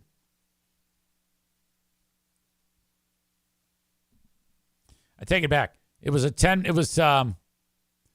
Marcy Gray, the alleged shooter's mom, made a 10-minute phone call to the school. Actually, a half hour before the shooting is believed to have started. I was the one that notified the school counselor at the high school, Gray said in a text message to her sister, Annie Brown, according to a screenshot of the conversation. I told them they have an extreme emergency and for them to go find my son to check on him.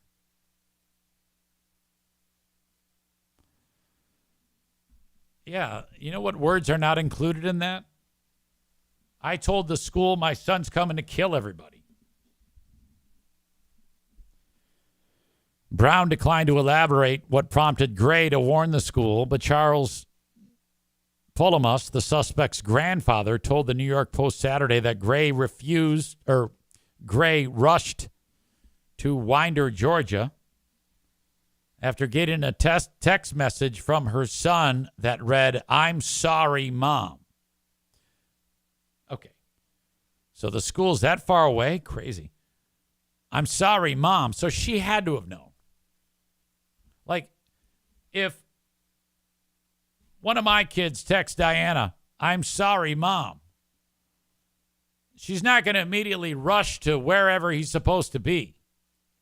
She's going to say, what's going on? What are you talking about? And typically, it's going to be followed up with, if you look back in the long history of my family, I convinced Dad to do a solar system project. Or, I can't even think of anything else devastating. I've really had a charmed life when it comes to raising my kids.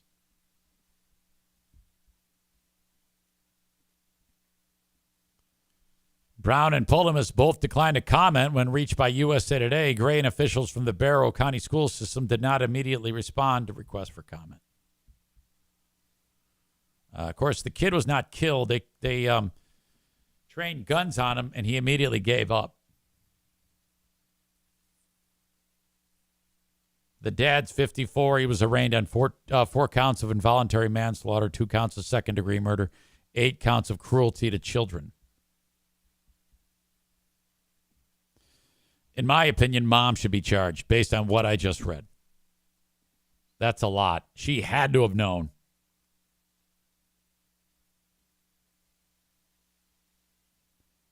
Tophus says, bye, Dad, bye, Mom. Dan says, is it correct that this kid from Georgia was reported to the feds in the last year?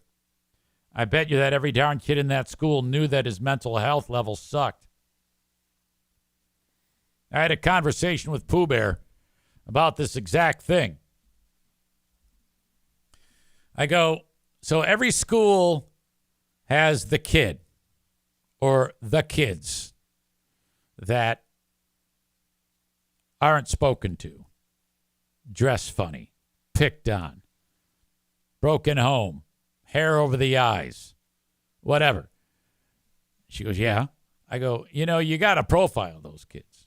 She goes, what do you mean? I go, you must assume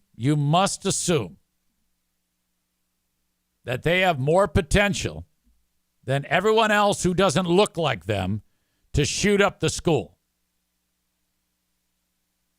She's like, what? I go, first of all, it's reverse racial profiling. This is what you do. You go to all the black kids and you take them out of the equation. They are not going to shoot up the school. It's always going to be the fucking white guys. That's the first thing you got to do. So you wipe out all of our African American students.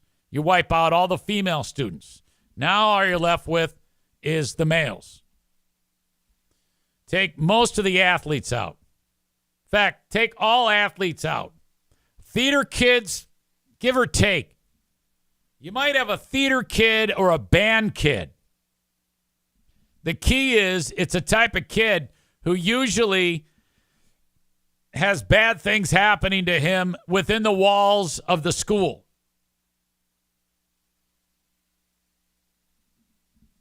Tophus says you cannot include theater kids. They're happy because they have a group. I know that. All right, well, maybe we take the theater kids out.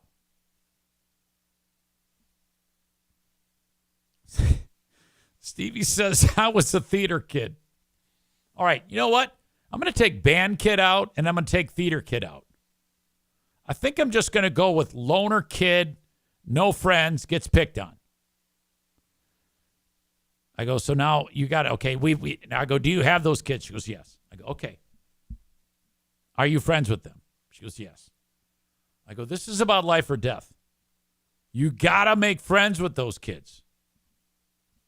You got to love them up, and you got to encourage other students to love them up. They need love. What do you think, like if you were in school and they preached a curriculum of you too can help school, keep us from having a school shooting. How? Well, you got to love up these kids that don't get any love. You got to befriend them.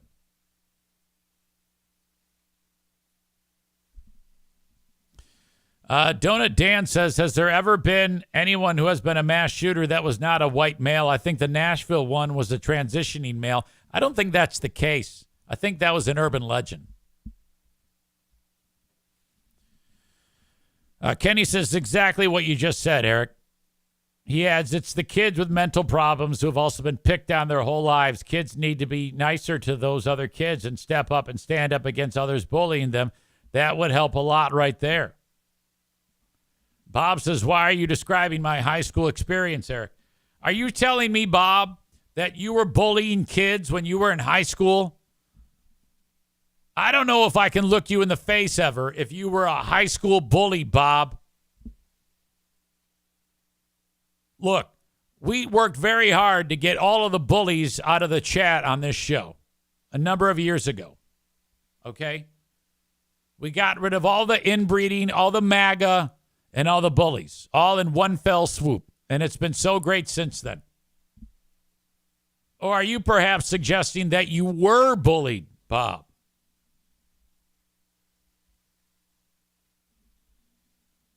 Yeah. I think that there needs to be an intense curriculum. Okay, this is what I do day one of being school superintendent. Okay, on day one, I'm school superintendent, and then that parlays into me being the president of the United States. No, this is too complex. I'm just going to say on my day one of my presidency, I'm going to make it an executive order. All schools must do this mandated program brainwashing the kids to loving up the despondent loner child and embracing them in a culture of love. Okay?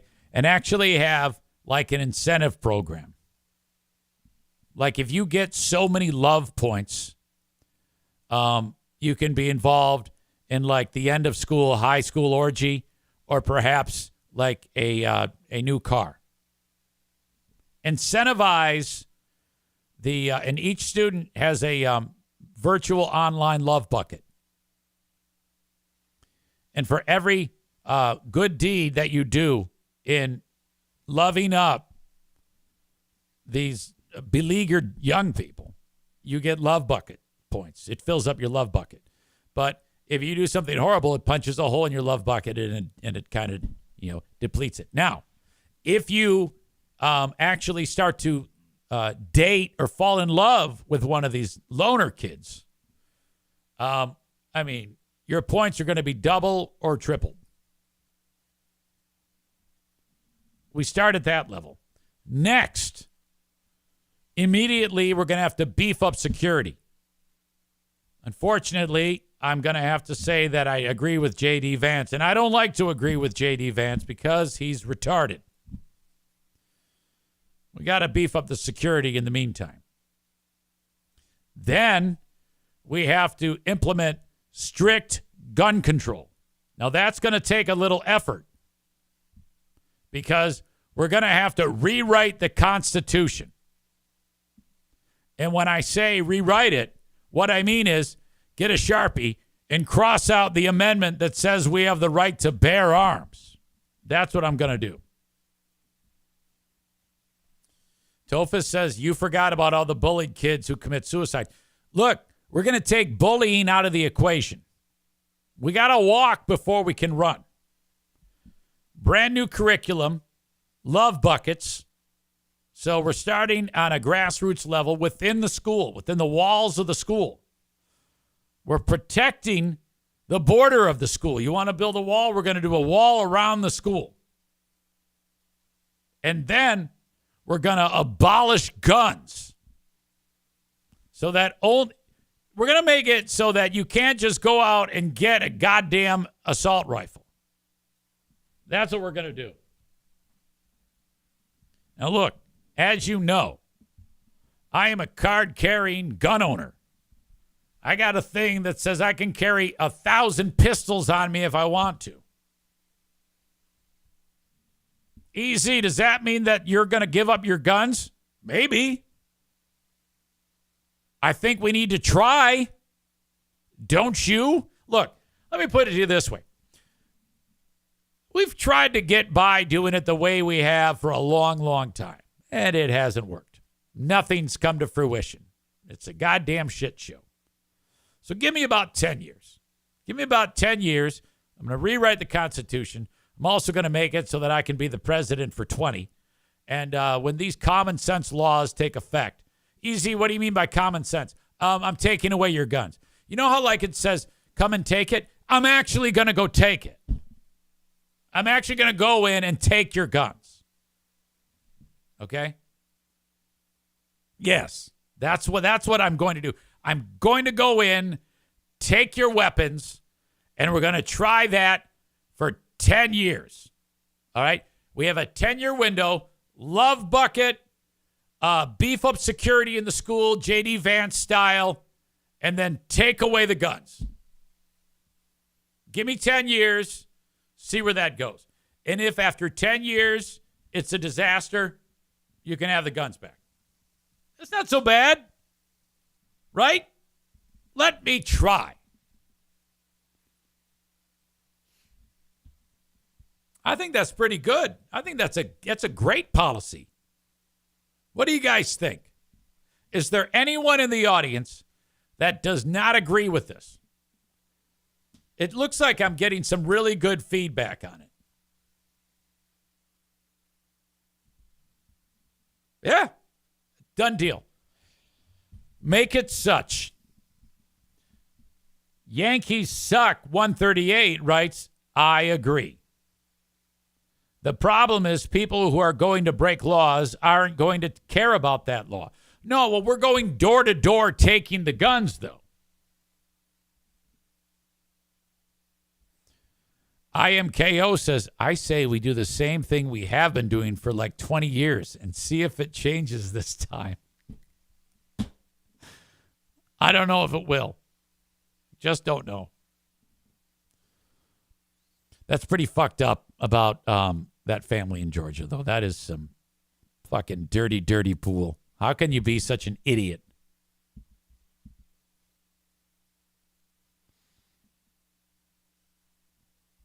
Yankees suck. 138 says, how do you propose actually finding out who has guns and where?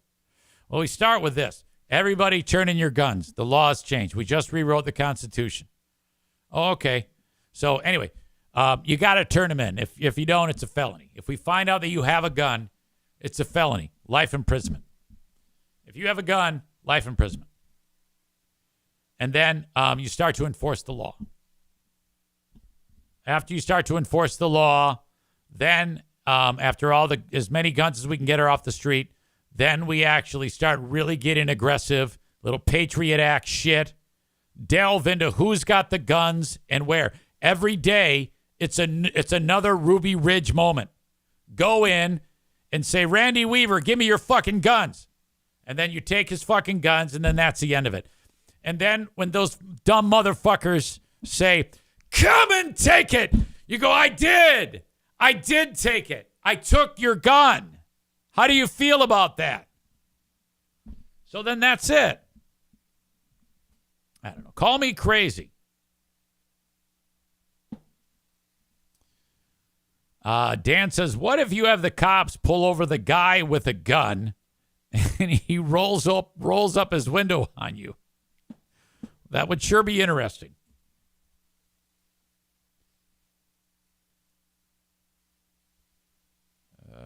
Just got a text or a notification. Excuse me, I need my glasses. It is involving the University of Michigan.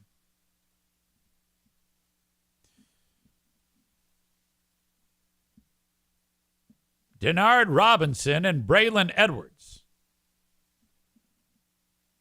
are among the former Michigan athletes who have filed a class action lawsuit against the NC2A and the Big Ten Network, alleging they deserve to be compensated for the use of their name, image, and likeness. The lawsuit says the NCAA and Big Ten Network have systematically exploited these iconic moments that the players created during their careers at Michigan. The lawsuit is on behalf of those who played for Michigan prior to 2016. The plaintiffs are looking to receive more than $50 million. So I guess what it is those are big names there, Denard Robinson and Braylon Edwards. I can't say for sure because I don't have the lawsuit in front of me. But if you take their image or their likeness and you say Big Ten Network and there's a picture of like Braylon Edwards making a great catch or Denard doing something with the ball, that they're using their name, image, and likeness to make money.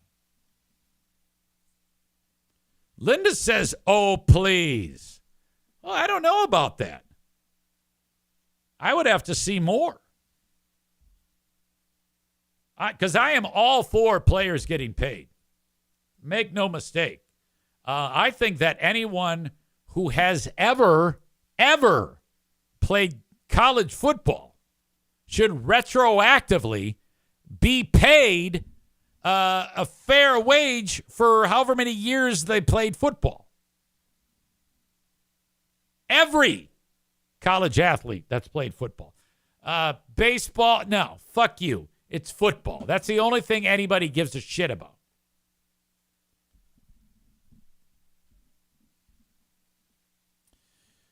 Ben says the NCAA exploited student athletes for far too long. Absolutely. That was fucking horrible.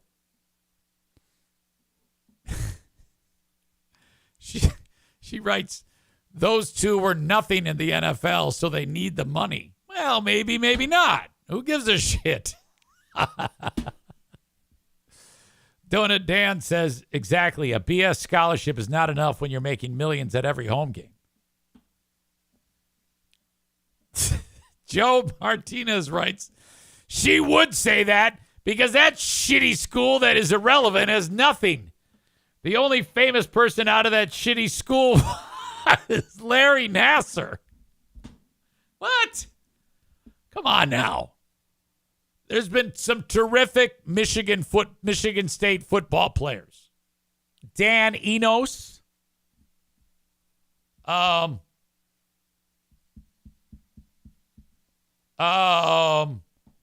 Mandarich. Ha ha ha. There you go. Kirk Cousins. He's very good. Mark Ingram? Wasn't Mark Ingram the older one? The dad? Wasn't he a good player, Mark Ingram? Plaxico Burress. That guy was a stud till he shot himself in the fucking leg. Plax Burress was the shit. What's a fucking... Who else is a good Spartan? Okay, basketball. Let's talk Magic Johnson. Arguably one of the best of all time. Muhsin Muhammad. What do you think of that?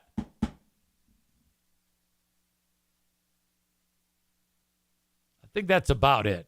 I don't think there's a ton of Spartans that have had a lot of impact in the NFL.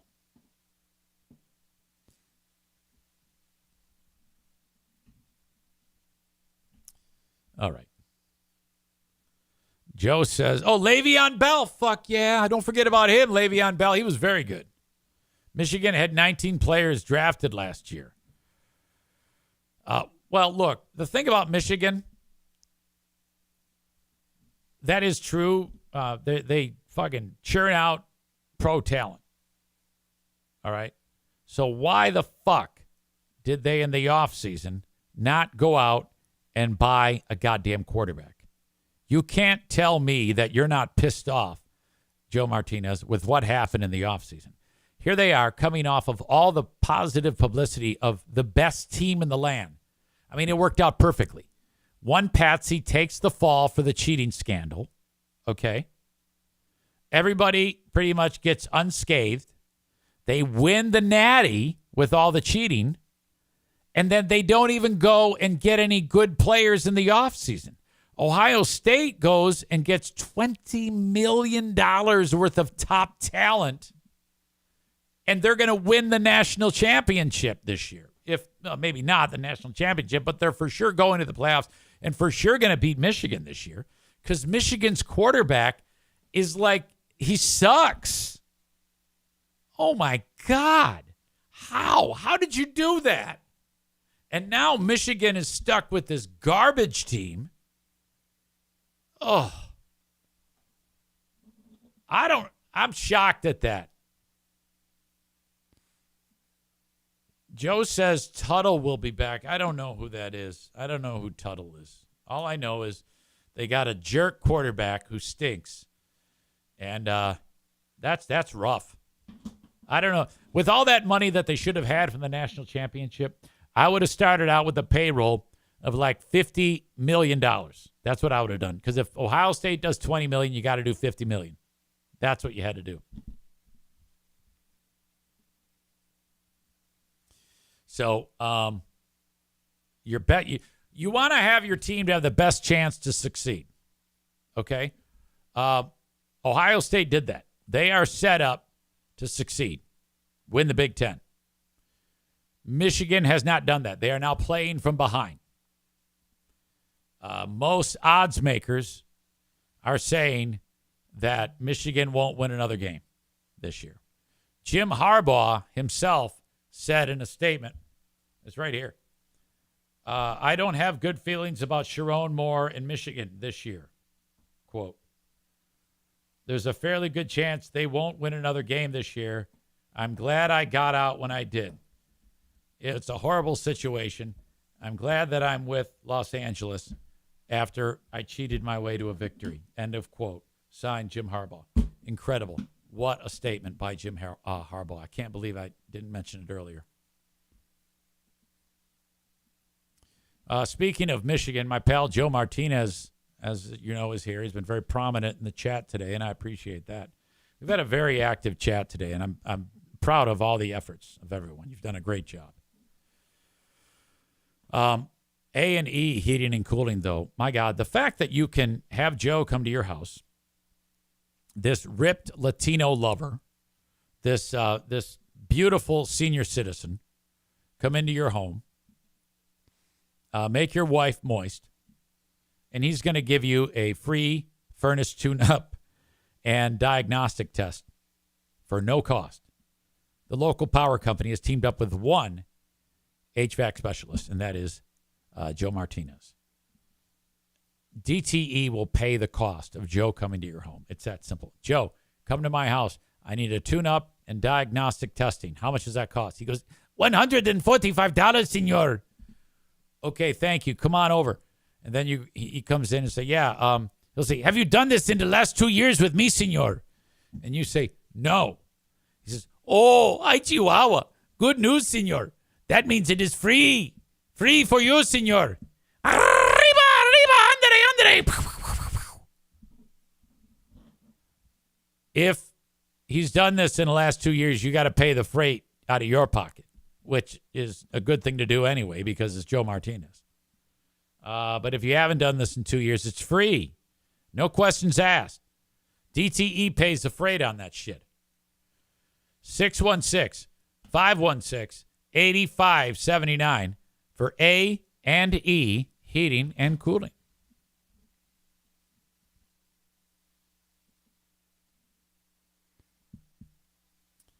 Colorado spent all that money and lost.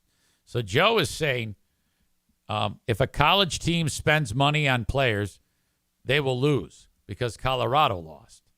Well, I don't know. Maybe the quality of players going to Colorado are significantly less than the ones that would want to go to the national champion. One would argue that if you're the national champion, you're going to pull 5 and 4 stars. Well, Colorado, you're going to pull 3 stars. I mean, it's Colorado. I mean, you got to, that's like Central Michigan University. You know, that's the type of school Colorado is.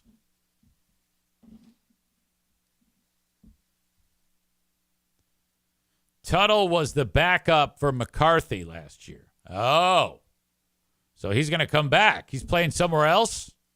Why didn't he stay? What happened? What happened to Tuttle? Where's this guy at?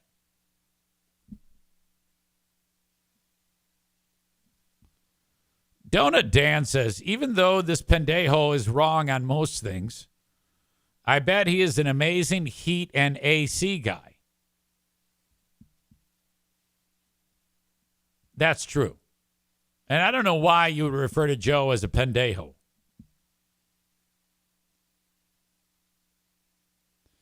Nick lives north of the hard living line, and he has no natural gas. He has to use propane. He's one of those hill jacks.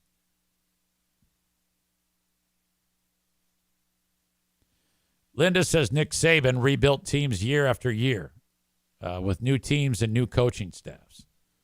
That's true. It was pretty much just a reload at Alabama. I guess Michigan doesn't have that quality of skill set because they're probably not going to win another game this year. Tuttle is hurt, according to Joe.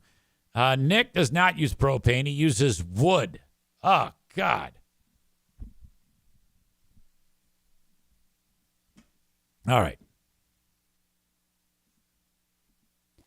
Ladies and gentlemen, finally today, my friends at the Mario Flores Lakeshore team of Van Dyke Mortgage are reminding you that no matter where you are in the U.S., buy today, refinance later, or buy now, refinance later. Because of the outstanding effort by our executive branch of our government, and I say that with no hyperbole, this has been a wonderful, wonderful thing to raise the interest rates so that we all pay more on our credit cards, car loans, RV loans, and homes. And you're like, wait, what? No, you see, we had to curtail our spending. That's why Democrats are the best. They're thinking ahead. raise the interest rate on your card, raise the interest rate on your home loan, discourage you from buying, discourage you from using credit. That's what it's set up for. That's what the Fed does. They raise it up over time. They slowly turn the screws on you. They're getting ready to back off. Things are settling down.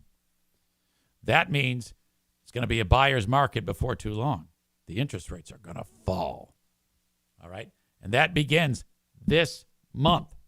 So if you buy now, you get the mortgage now, and you're sitting at about a 7, 7.5, maybe south of 7, depending on the length of your term. You get into the home of your dreams. In 3 years, you refinance that for about a 4. It's going to be awesome. Then you can go take that 30-year loan and make it 15, and you're still paying about the same amount, and your loan term is dropped by half. Get into your home today from anywhere in the U.S. with the Mario Flores Lakeshore team of Van Dyke Mortgage. Reach out and ask questions galore, and please mention my name, 231-332-6505.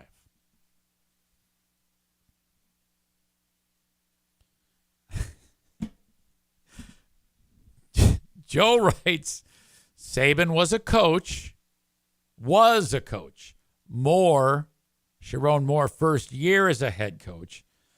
Big difference. And then he says, can't fix dumb. So I think Joe is saying Linda is dumb. And then he follows that up with, we are Michigan and still better than that little bitch school. All right.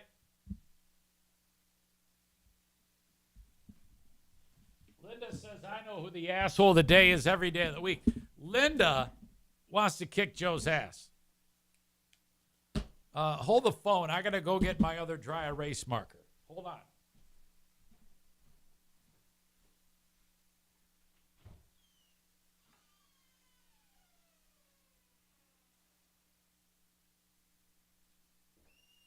See, I forgot it yesterday.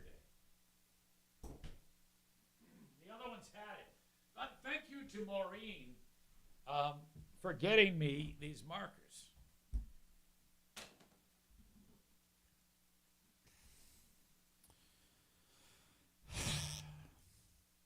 Stevie says, Linda, just mute him. Joe says the Donut Dan, actually, this pendejo said the Lions would lose, and they did. Big meltdown, and I said Michigan would win the Natty, and I said they would probably lose to Texas. So guess this guy is the pendejo. He's right. He predicted that Michigan would lose to Texas. He's got you there, big guy.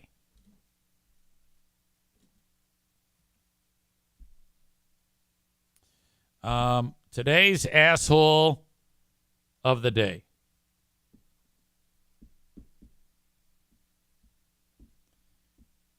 It's a little wordy. And it's brought to you by TC Paintball, as you know. Always chock full of sponsors on the Eric Sane Show podcast. How do you spell arrested? Is there 2 S's in arrested? I think there is.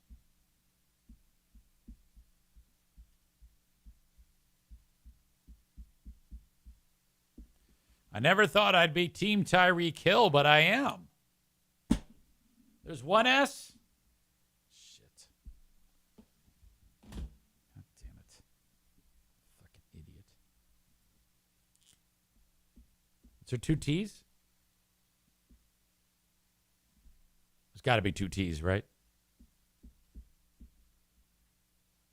I'm looking at it. It doesn't look right. There is 2 T's.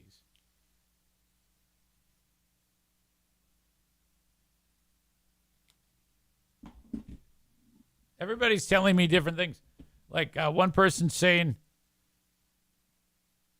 2 R's, 2 T's, 1 S, 1 T.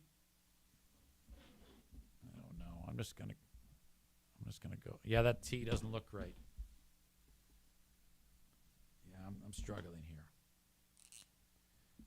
Arrested. The pigs who arrested Tyreek Hill. They are the assholes of the day. They are the assholes of the day. And also, anyone, let me further that. If there's anyone who waves that dumb fuck back the blue flag, I'm saying that because I know Dan waves the back the blue flag. The back the blue flag started out with good intentions. Here's my problem with the back the blue flag. All right? It became a dog whistle for the MAGA pieces of shit that exist in the world today. Again, ruined, along with the term Christian, the term woke, the term DEI, BLM. That's what that is. Patriot. A group of people that exist who just aren't cool. They always ruin that shit. And then all they're left with at the end is Lee Greenwood and Kid Rock. And that's it. And shit that they ruin. They're involved. They have a room full of shit that they ruin. Dan, though, agrees. Sorry, Dan is not a back the blue flag guy. Dan says, no, it's just the red, white, and blue flag. Yeah, if I see some guy with his back the blue flag, I'm like, okay, he hates black people. It's even gotten to a point with me, I've mentioned this, that we're so not far removed from all the nationalism that when someone waves an American flag, I'm looking at you with a raised eyebrow. I'm like, I don't know. I don't know about you now. Because they've ruined it. You know, the whole Tiki Torch crowd.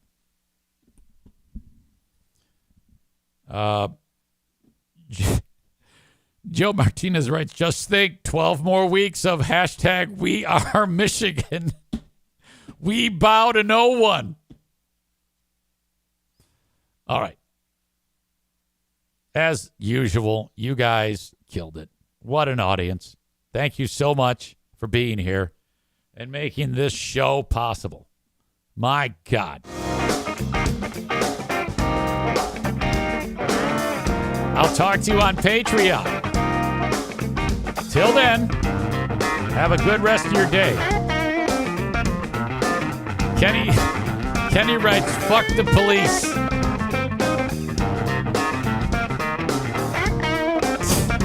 See you, folks. Bye-bye.